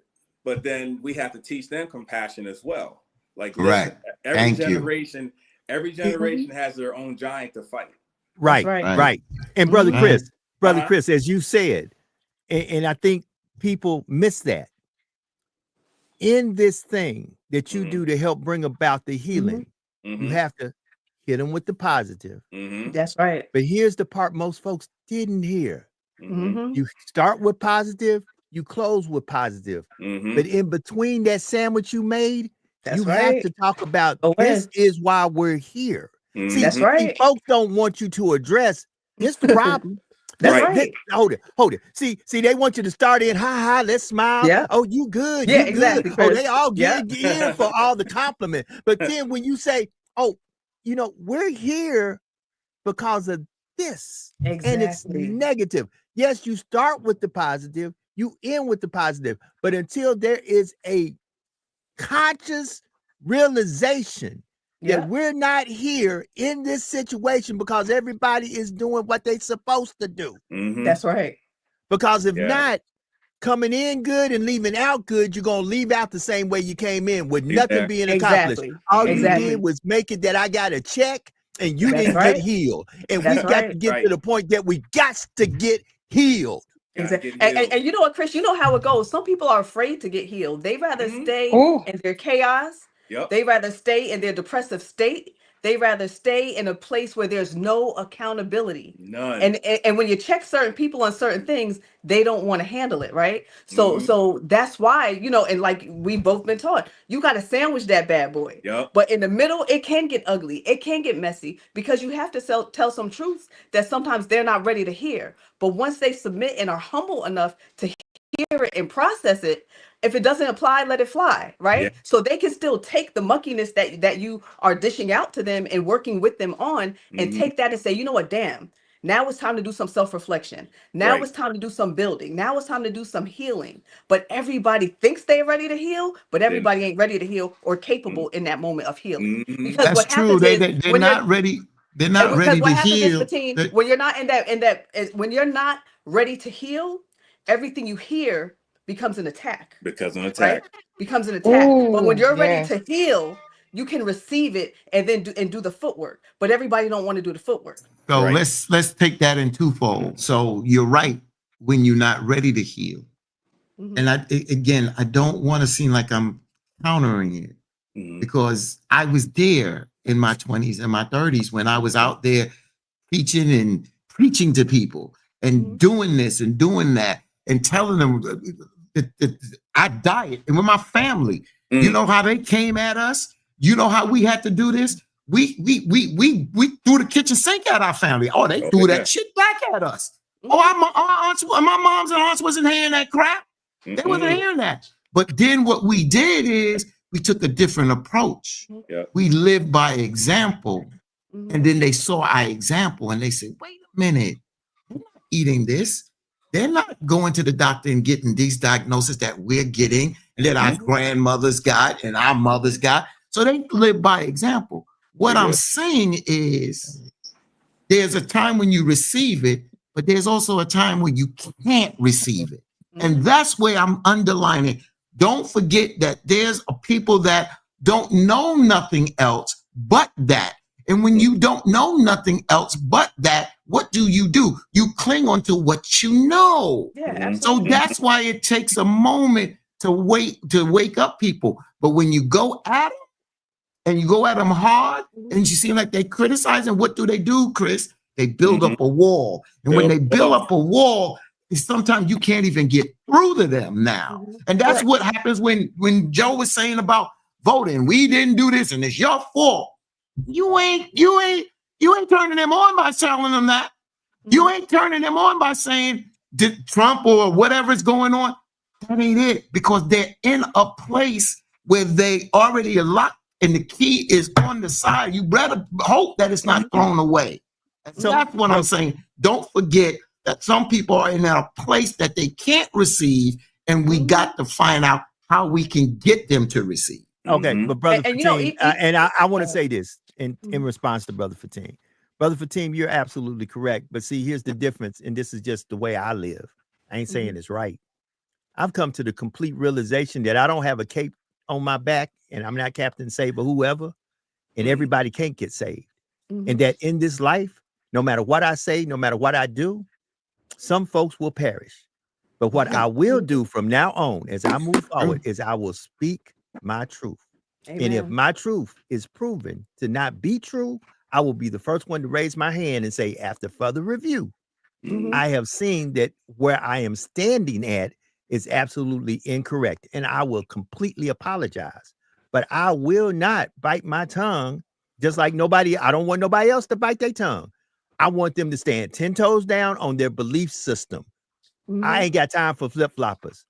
I don't need no kiss ass. I don't need no suck ass. And I don't have a cape saying I'm trying to save anybody. But I will tell my truth from my perspective and tell you why I've told my truth. And if you can prove to me that my truth is a lie, and I go back and research it and say, you know what? I've got some stanky thinking because what was put in me was wrong. I'll come back and say, after further review, I realized I was wrong. That's how you heal. See, that means I'll take it that you tell me, Joe, you're wrong. You talking this way, you wrong and reckless. If I see it and you show it to me and I said, man, you know what? I am wrong and reckless. I'll be mad enough to come back and say I was wrong and reckless. The problem is too many people won't do what I just said I would do. They will, if they wrong and reckless, they won't come back and say, you know what, Joe, you were right and I was wrong. I don't have a problem with that because that's how I heal. Everybody's not like me. That's just the way I do it. I'm just saying. That's right. That's right. Marcus Allen said, are we willing to tell them the truth? And sometimes the truth cannot be sugar coated. That's right. Truth is truth. And if I love you, if I care for you, if I want the best for you, I'm going to tell you the truth.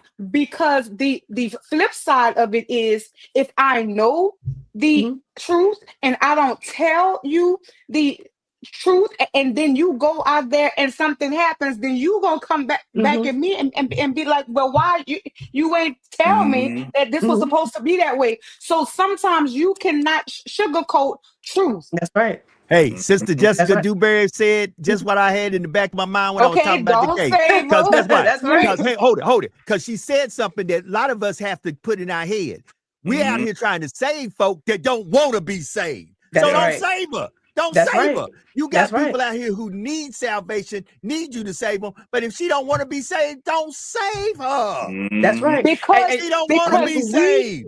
We cannot drown saving you. And I said that, and Lethea, that's what I say before. I'll help you out of the quicksand, but damn if I'm gonna let you pull me into the quicksand. Yeah. And that's my statement right there. That's And right. that's it. Bottom line. I can't drown. Yep. And you know, Fatima, when you think about it, when you think about trying to help somebody, right? If somebody's standing up on the chair, right? Is it easier to pull somebody up or to let somebody get down off the chair? So we have to go ahead. Let somebody get on. The answer is to let somebody get down off the chair. Exactly. So we have to understand everybody does not want to be pulled up, or at least pulled up at that time. So even with counseling, and Chris knows, with therapy, when we're working with our clients, you have to know that you might not be the therapist for that person. So it's quite all right to go and seek therapy from somebody else, because it just might not be the right fit. That therapist's approach may not work for you. You may not, you may just not have a good connection with your therapist. So a lot of people think sometimes they go to therapy, that's going to be the end all be all. That person's going to work and it's going to be perfect. But sometimes you have to understand that you have to step back and maybe reevaluate and say, you know what, I didn't quite like that therapist or that coach. Let me find somebody else. But if you continue on finding everybody else, but the problem still exists, it's not the therapist, it's you. Okay, let's take this call. Let's take this call right quick. Caller, welcome to hashtag Truth Be Told. I'm giving you a minute. Question or comment. Tell us who you are, where you're calling from. Let's go. Yes, 1 minute.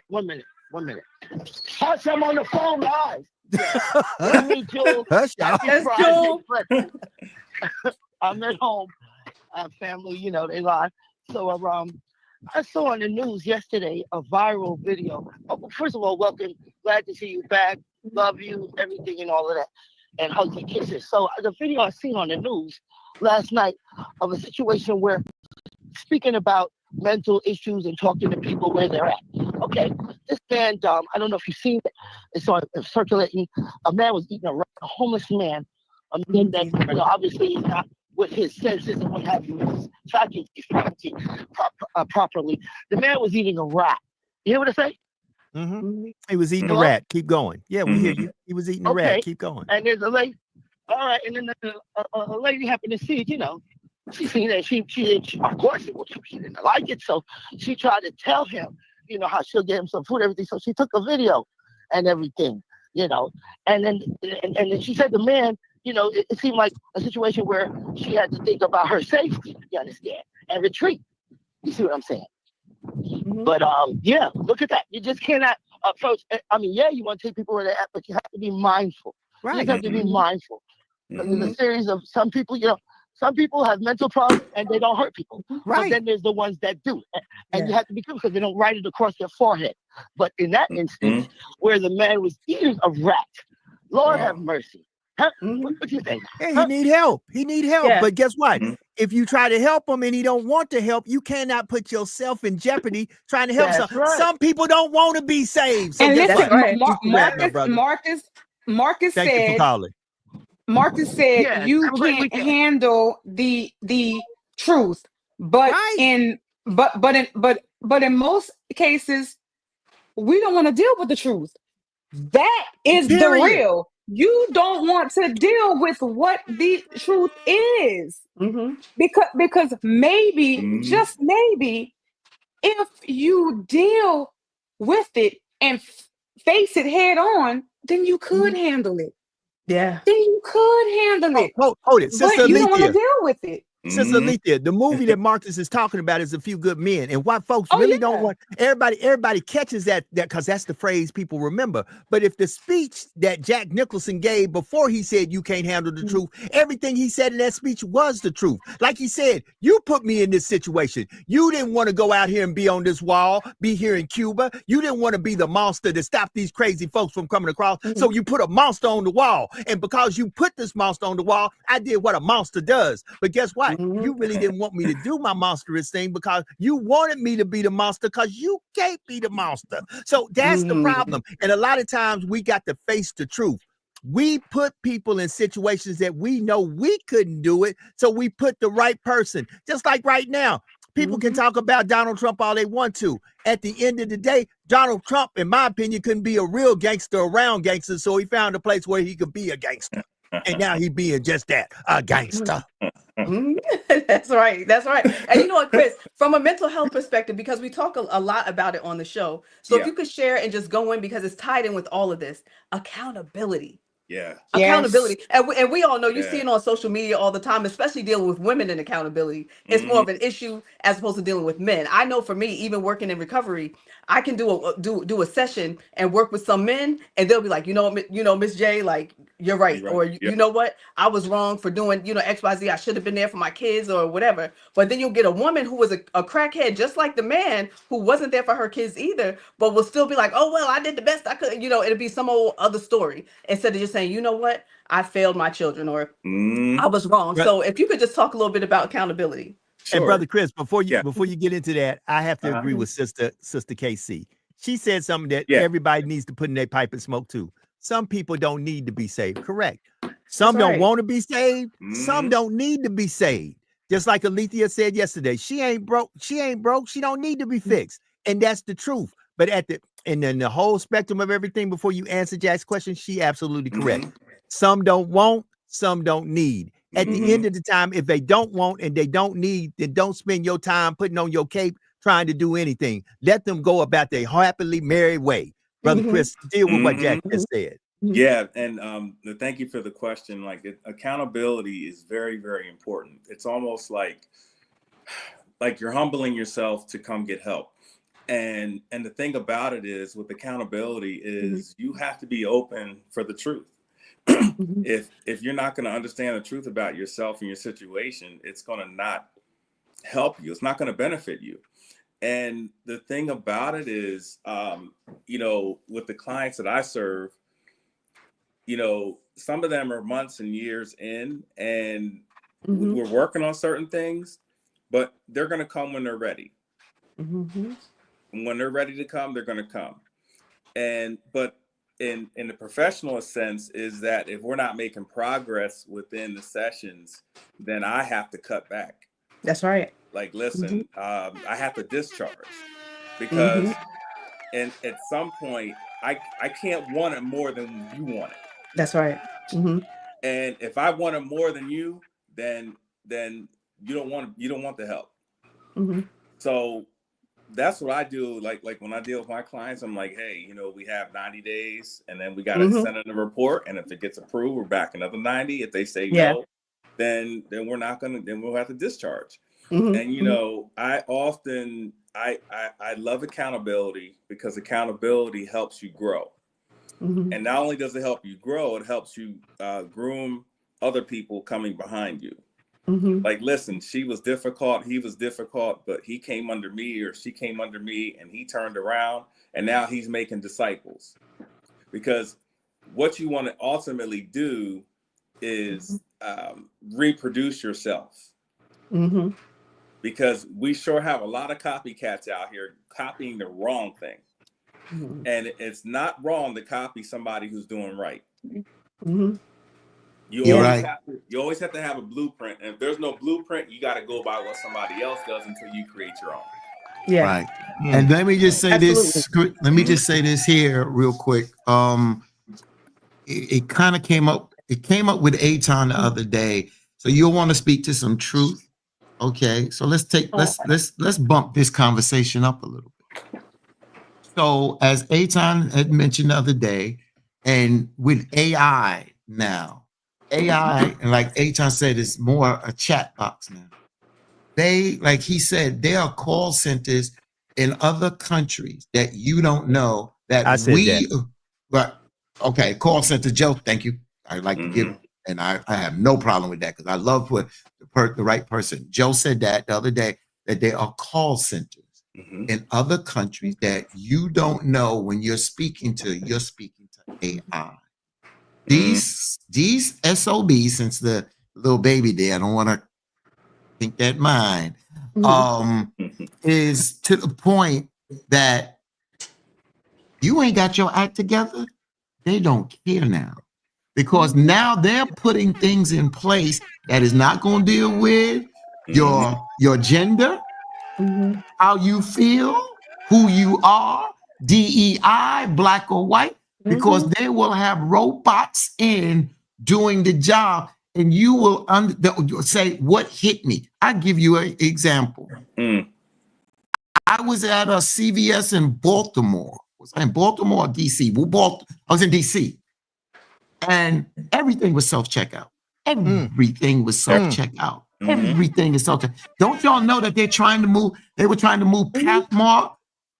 I keep saying Pathmark, Walmart to self-checkouts. And then probably some places somebody will probably say, yo, team, it's already here, where it's totally that. So they just have an agent at the front, and they'll know if you don't scan something. Because when it comes by the door, if it wasn't scanned, it gets a code, and they will know this.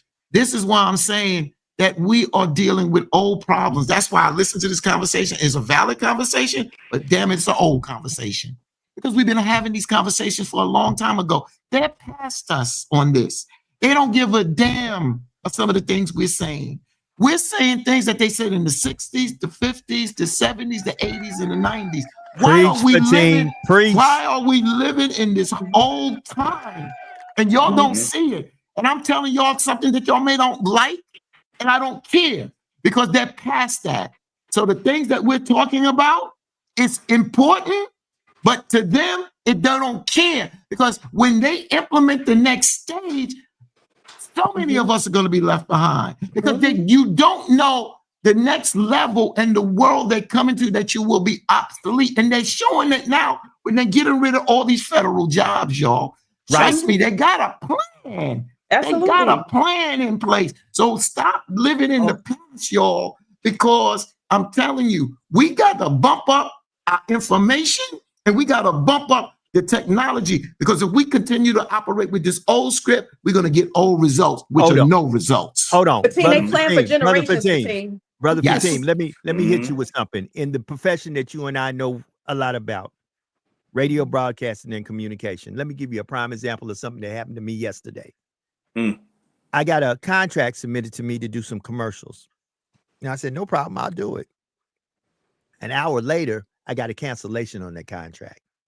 I said, whoa, hold on. I done started my work, called the person. They said, no problem, we're going to pay you X amount of dollars. We ain't going to pay you your full invoice, but we're going to pay you this for your time that you've worked on. I said, may I ask what happened? They said, yeah. I said, I have an AI service that can do the commercial for us cheaper. And he said, now, if you can match their price, we'll use you. So I asked him, I said, well, tell me what the price is. And when he gave me the price, I said, oh, hell no. That was my exact words. Oh, hell no. I said, pay me for the time I've done. I appreciate you. But then it's what I tell folks, this AI thing is taking over. So once again, the guy said, look, we appreciate your creativity and everything, but because there have been people sending AI bots out there to analyze our creativity and what we do, the AI. So then I just asked him, because we're good friends. I said, man, I understand y'all trying to save a dime. I respect that. Thank you for sending me what you sent me. Thank you for respecting my time. But I said, when the product is done, can you send it to me? He said, no problem. About 30 minutes later, he sent me the spot. When I tell you, Fatim, you could not tell that this was a AI bot that wrote the spot, voiced the spot, produced the spot. My name ain't Joe. Because I was like, wow, that sounds like just a regular human being that I would know that did this. But it was all AI generated.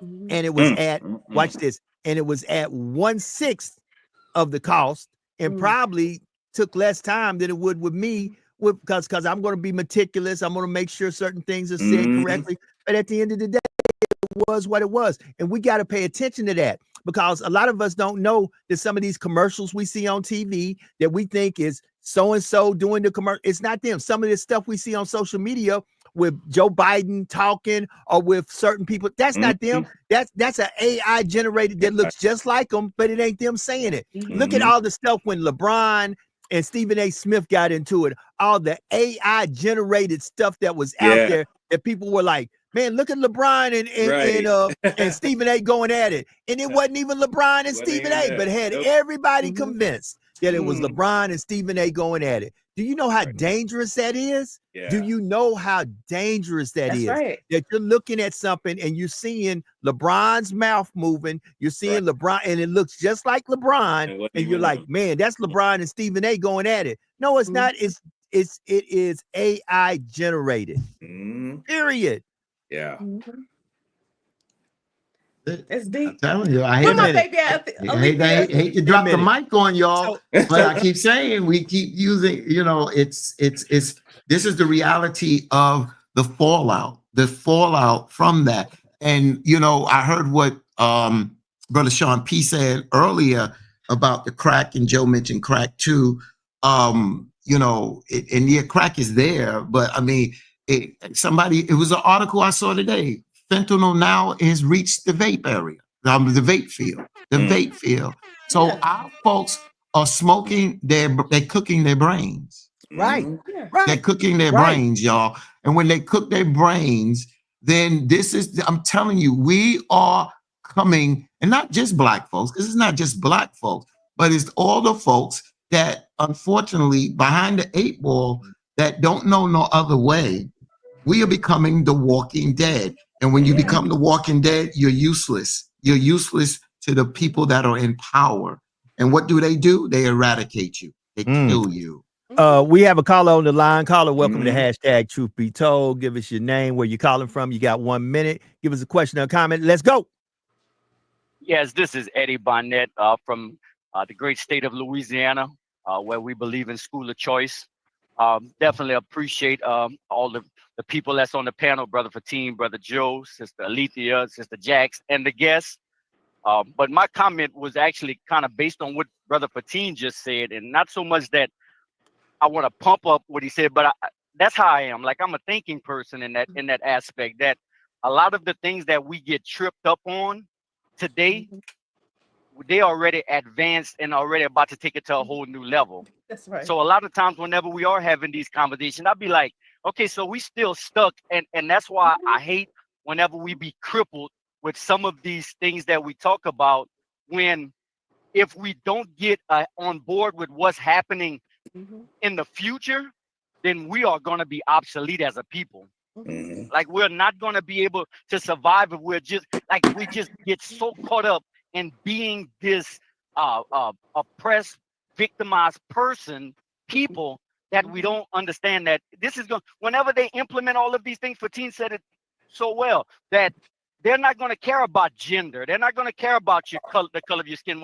When you order at McDonald's on the kiosk, they don't care about the color of your skin. That kiosk can't be racist. That person at the front register can, this is why most of these big time businesses are actually replacing them, because they see all of those things happening and trying to avoid those things. So they're putting kiosks and self-checkouts and all of those things where it doesn't matter if you identify with a certain group of people. That won't even matter in the days to come. And those are taking jobs. Yes, and the thing that I say, and I'm closing out, I'm done, because I'm probably at 58 seconds. I say this, the most important thing right now is developing people relationships, because we are going to need each other going forward. That's all I have to say. Thank you, Brother Eddie. Thank you for calling in. And you know what, to piggyback off of what Eddie's saying, he's saying that, with the McDonald's and the kiosks, can't be racist, but the people can. But we have to understand also who's creating a lot of this technology, right? So even if we input our name into a system, and it's a name that they might feel or can do a quick check, and they might think it's a Black person or a person of color, the algorithm can still configure certain things to then give us different information than it gives somebody else potentially. Hold so on. we do have to understand who is creating these systems. And Sister That's Jax, why- just like the call I was on last night with Brother Aton, what we really don't understand is how quickly AI is becoming sentient. That AI is making its own opinion about certain things from the input that it has received from the people that are, and as it begins to look and form its own opinion, it will also form its own biases, prejudice, and its way of looking at things. So here's the crazy thing. Everybody, a lot of black folks are sitting here going, man, you know, AI gonna be our demise. Let me say this. Last night, somebody said something from a foreign country that blessed my soul. It will blow a lot of these non-melanated folks' mind if AI formulates that maybe y'all the problem. And you know what, Joe, that's why that's why education is so important. And I push education out there so hard because guess what? We need to get our babies in position to be in a place where they can create this stuff, to still override some of that, right? Or create their own avenues. But if we're not trying to get our children involved in these, you know, after school programs, because many times in the inner cities, there are programs, there's STEM programs, STEAM programs, art programs, music programs. But guess what? Like I said last year, when we don't check our kids' book bags, and that stuff sometimes is in their book bags, but it's just crumbled up because sometimes the parents don't check.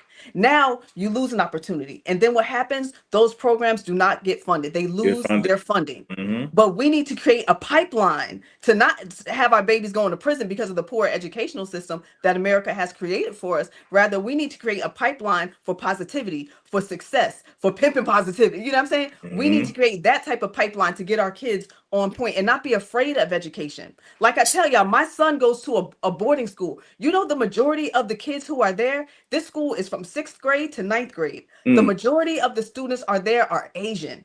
They come from foreign countries. They go home once a year. They come home to start the school year. They don't go back in the 6th grade. They don't even go back home sometimes till the end of the school year, when the school year is over. And then they only are home for maybe a month and come back to still do a summer, like a summer phase program. Because guess what? Their parents are the owners of Korean Airways. Their parents are the owners of Kia and, you know, things of that nature. So we really have to think that and understand that these people are light years ahead of us. And we're so busy focusing on some of the minuscule things. We need to really look at the larger picture to really move our people forward. But we have to start looking at the smaller piece on a micro level and then go to the macro level. So let me just say this, and well said, Jax.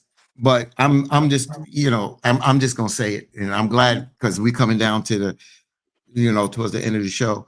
The problem with us is we trust the devil. We trust our adversary. Yeah. We, as you mentioned, the STEM program and all these programs, they're funded by our adversary. They're funded by the devil. I don't have time to sugarcoat. You said don't sugarcoat. You know I don't sugarcoat. Sugar, honey, I tea. So the bottom line is our adversaries, put the money, they have the power when we don't have the power. When I say we don't have the power, we have people with money, but we have not come together and build a coalition of power where we have power and influence and dominance. Yeah. So what, at the end of the day, they put programs in place for our destruction, and we don't have concrete programs. We have silos here and there in Newark and Brooklyn and New York and California, maybe in New York, some places in Louisiana. But overall, it is not what can stand up against the giant. Unified. We're not unified. It's not only unified, we don't have the power. And when we are going, so when you look at this, and for what it really is, we're still begging our adversary. We don't have our school system, so we have to trust our kids in our adversary's hands. So we really need to look at this for what it is, because we can sugarcoat this shit if y'all want to. But I realize that what we're saying is good stuff, but do we have the power to make a difference? And when I say have the power, not the potential to have the power, do we have the power now to create those type of programs that can counter and go against them? I'm not saying to lay down and be dead. That's not what I'm saying. I'm trying to get you all to understand where we really are at in this equation. Some of the things that we talk about, was already addressed when they implemented COINTELPRO against our leaders and our black folks. And we're still talking that crap today. Yeah.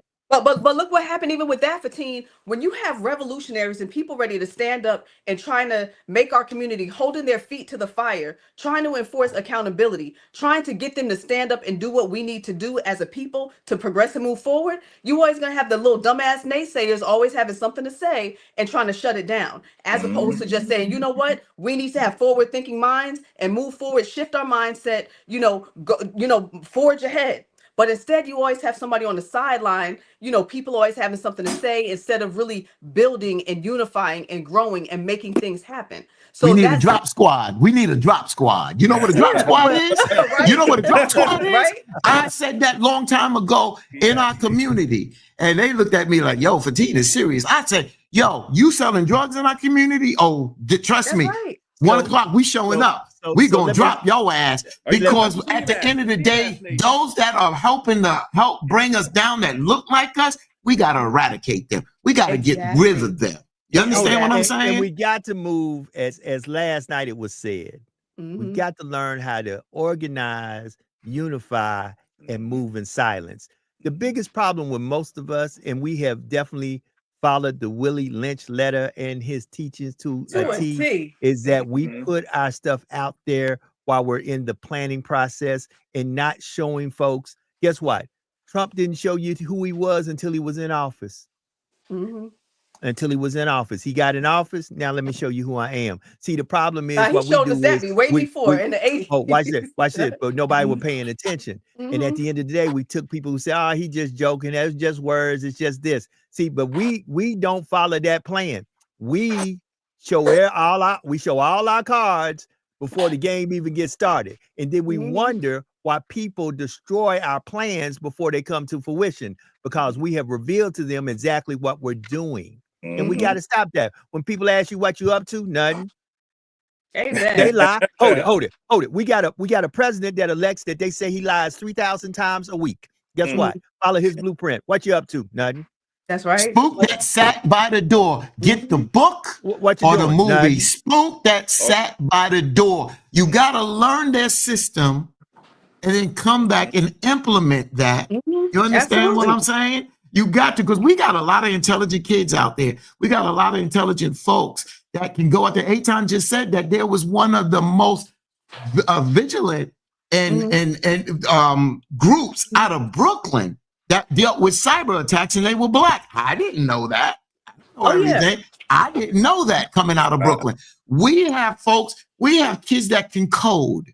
We have kids, like Sister Jack said, I told people a long time ago that if they're coming out with AI, you need to know how to fix some of this. You need to know how to go to school. But if you can't, like Alethea said, and we all have said, when you can't understand a word problem and can't do simple math and arithmetic and multiplication, what good are you? What are you good to society? But putting in buttons, and when they say the price is $10.18, and you say, well, I want to give you 18 cents. They're like, I don't know what to do. I got to give you the change. But if I give you this 18 cents, you just give me $1 back. They'd be like, no, I don't know what to do, because we're what we're doing. We're on that assembly line. We're just spitting people out, and we're not spitting people out that are thinkers. So that's right. So we've lost that ability to critically think. So we have to Go ahead, Joe. It's 2 minutes past the top of the hour, and we just got to pay attention. You got to pay attention to whom they're putting in place. Once again, look who's over the Department of Education right now, Miss McMahon. Look how many rooms. Department of Education pretty much done. Hold on. Watch how Elon Musk is in every room. Look at Pete Hegseth, who is over our Department of Defense. Look at how he's already, what he did with Colin Powell. Colin Powell has passed away. Honored. I served humbly with General Powell when he was not a general, when he was just a colonel. This man has now, look at what they're doing to black and brown folks and how they're trying to silently just take our names off of everything. And guess what, y'all? You can say what you want to, but when Derek Chauvin, within the next 4 years, gets pardoned and released, y'all pay attention. They want you to go out here and act a fool, riot, and act, because guess what? They will then put sleeper agents within our peaceful protest and make it seem like we are wild animals, where then they can go ahead and institute whatever plans they have against us. We got to pay attention, y'all. We got to pay attention. It's 4 minutes past the hour. I'm going to start with Sister Alethea. We need to do some closing words, and then I want to say this 5 days have been great. Family will be back. I don't know how long we're going to be back. We'll be back Monday. That's what I just threw that out there. We'll be back Monday. So we'll talk about it as we move on. We'll be back Monday. That's all I got to say. We'll be back Monday. Sister Alethea, give me some closing words where everybody can have a great weekend. Let's get out of here. Sister Alethea, the floor is yours. My closing words are simply this. I know that y'all saw my adorable grandbaby. That is who I am fighting for. He is who I am fighting for. So at the end of the day, we need to ask ourselves, who are we fighting for? That is the question. Who are we fighting for? So I hope and pray that you are fighting for more than just yourself, that you are fighting for the generation to come. So I hope that y'all go out there, be great in their face, and as always, have a good day on purpose. That's what I'm talking about. You can check her out on her own podcast. Tell us about your podcast too. Go ahead and slip it out there. My podcast is called In the Passenger Seat, where we have positive conversations and people get to tell their stories, and you never know who will be on there, because I've been having some big names and I'm so proud of myself. So it's not how you start, it's how you finish. And just because you think that you are small, do not diminish who you are, because your small can lead to great things. Everything starts from a seed. That's what I'm talking about. My sister Alethea, love her. Sister Jax, give it up, baby. Give me some closing words. Yes, great job, Alethea. It was great working with you this week. It's been amazing. I want to share with y'all something real quick. It's an exclusive before I do my closing words. So you guys know I wear these bracelets every day, right? G-O-D. So my shipment came in, and I just want to share them with you guys real quick in case anybody's interested. Just DM me and I'll give you the details. So we have the coral color and white. We got the red and black jump off, right? We have turquoise and orange, navy blue and white. We have a camo version of it. So these aren't even up on my website, y'all. This is like an exclusive. We have our classic black and white, and we have this one, the purple and gold. So if you guys are interested, just DM me. You could always go on my website, jaxlake.com. and message me through that way, or just hit me up on Facebook, Jackie Harrison. DM me $12. I can get it shipped out for you today because I have some other shipments I have to make. So in closing, I just want to say it's been a phenomenal week. I love you all. And the question that I want to pose to you guys to think of over the weekend and moving forward in life is, so what are you going to do about it? We all have problems. We all have issues. We all have trials. We all have storms. But we have to ask ourselves, okay, so what am I going to do about it? What am I going to do about it? So you got to understand, either you're going to be bitter or you're going to be better. It's a choice. So you choose if you're going to be bitter or better. So I love y'all. If nobody told you today, you know who loves you. Your sister Jax. So peace out. See you soon. Brother Chris, talk right. to me, brother. Give me some closing words, man. All right. Hey, I thank y'all for allowing me to be on once again. It's been a great week. Alethea, pleasure meeting you. Thank you. Looking forward to connecting with you as well.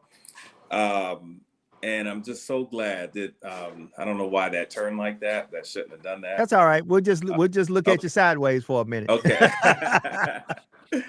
I guess my closing remarks is that we have to continue to stay relevant, and as long as you stay relevant in society, you will never go out. Stay relevant, stay abreast of everything that's going on. Like Brother Fatim said, we have to stay abreast of the situations. We got to stay abreast of the current events. That's what they teach us in counseling and human services. They tell us to stay abreast of the trends and everything that's going on so you can counteract whatever they try to do. And be educated about it.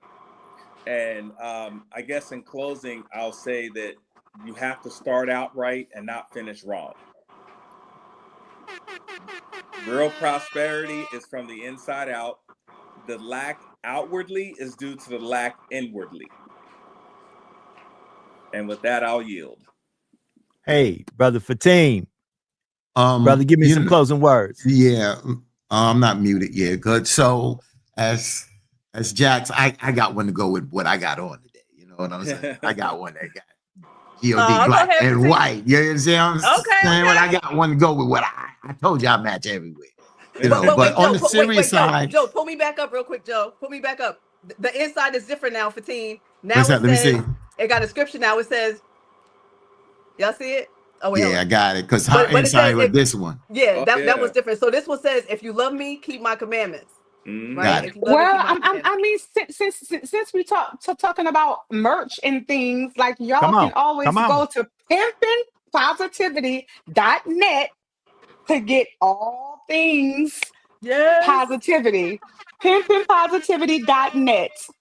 And I'm getting ready to put Alethea's website on 100 BLK, so you can just click on her picture and go straight to her website, because that's what I do for folks. Jax is already on 100 BLK, so Alethea, you going up today. There you go. So keep at least keep us up here with me, because this works.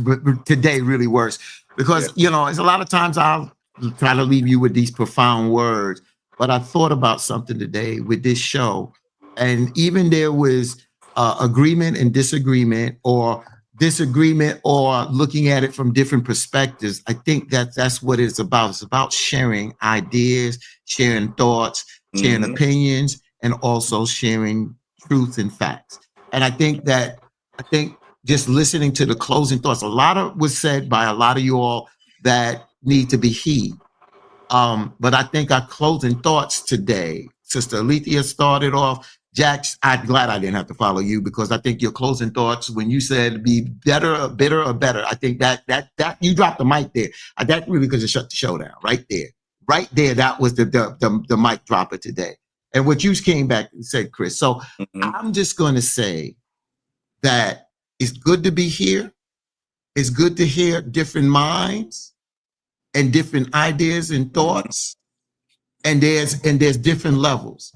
There's different levels that we talk about. When we bring on A-Time, we talk different levels. What Sister Jax is doing, she's doing something. See, I cannot knock when you're doing something. I can say, okay, you need to tweak this or tweak that. That's just my opinion. It's not to say that you have to do. The bottom line is that you need to be doing something. Understand?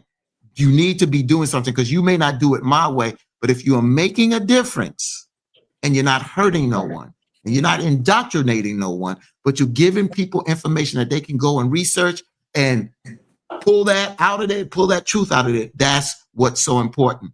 Real quick, since Joe said, let me just say, you guys know that I host Open Line on WBLS on Sunday morning. Sunday morning, we'll be on at 8 a.m. on 107.5 WBLS in the New York tri-state area, WBLS.com, if you want to go online to hear the show. And then Open Line Online Sunday edition comes on a little bit after 9, about 9:10 a.m. Eastern time on WBLS Facebook page.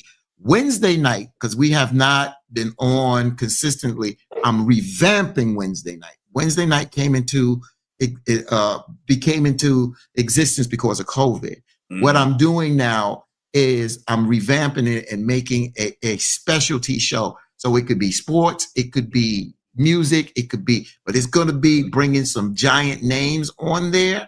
And I don't know if I'm going to leave it to Wednesday night or I'm going to do a pop-up shop kind of thing and see how that works, where I create, they on, let's go. So I got to see how this works. Maybe I will do it on Wednesday, or I may do it as a pop-up where it creates that thing like, we got to go because they're on now. So that's what I'm working on now. So I'll let you know. Okay. Well, family, we will be back Monday. Yeah. We said only 5 days, but I believe that the Most High said, keep it going. When's it going to stop? I don't know. But we'll be back on Monday. And on the behalf of Brother Chris, Brother Fatim, Sister Jax, Sister Alethea, Brother Sean P., because we now 6 deep. We 6 deep, and we're all bringing what we bring to the table to be a blessing to the people. We're not here to tell you what to think or how to think, but we are here to tell you to think. As Sister Jack said, you got a choice to make. You can be bitter or you can be better. As I always say, be better today than you were yesterday, and do something today to bless somebody that no matter what you do, there's no earthly way they could even pay you back if they wanted to. And always remember, always remember that there is no secret what God can do. What he has done for others, he will and he can do for you. For when God is with you, nothing or no one can stand against you. You can go to 100 BLK. You're going to see Sister Alethea's lovely picture. Click on that. You can go to her website. You'll see Jax's picture. Go to her website. There's a lot of stuff on 100 BLK. Continue to follow us. We are here trying to give y'all our version of what we call hashtag truth be told. You got to figure out what your version of hashtag truth be told is. And as Sister Jack said, you got to be better. Don't be bitter. Because in being better, not only will you help yourself be better, you'll help everything around you be better. Because if you're bitter, everything around you will be bitter. With that being said, y'all be blessed. Have a great weekend. We up out of here. All I got to say is we gone. We got to go. Let's go. We out. Peace. Y'all have a good one.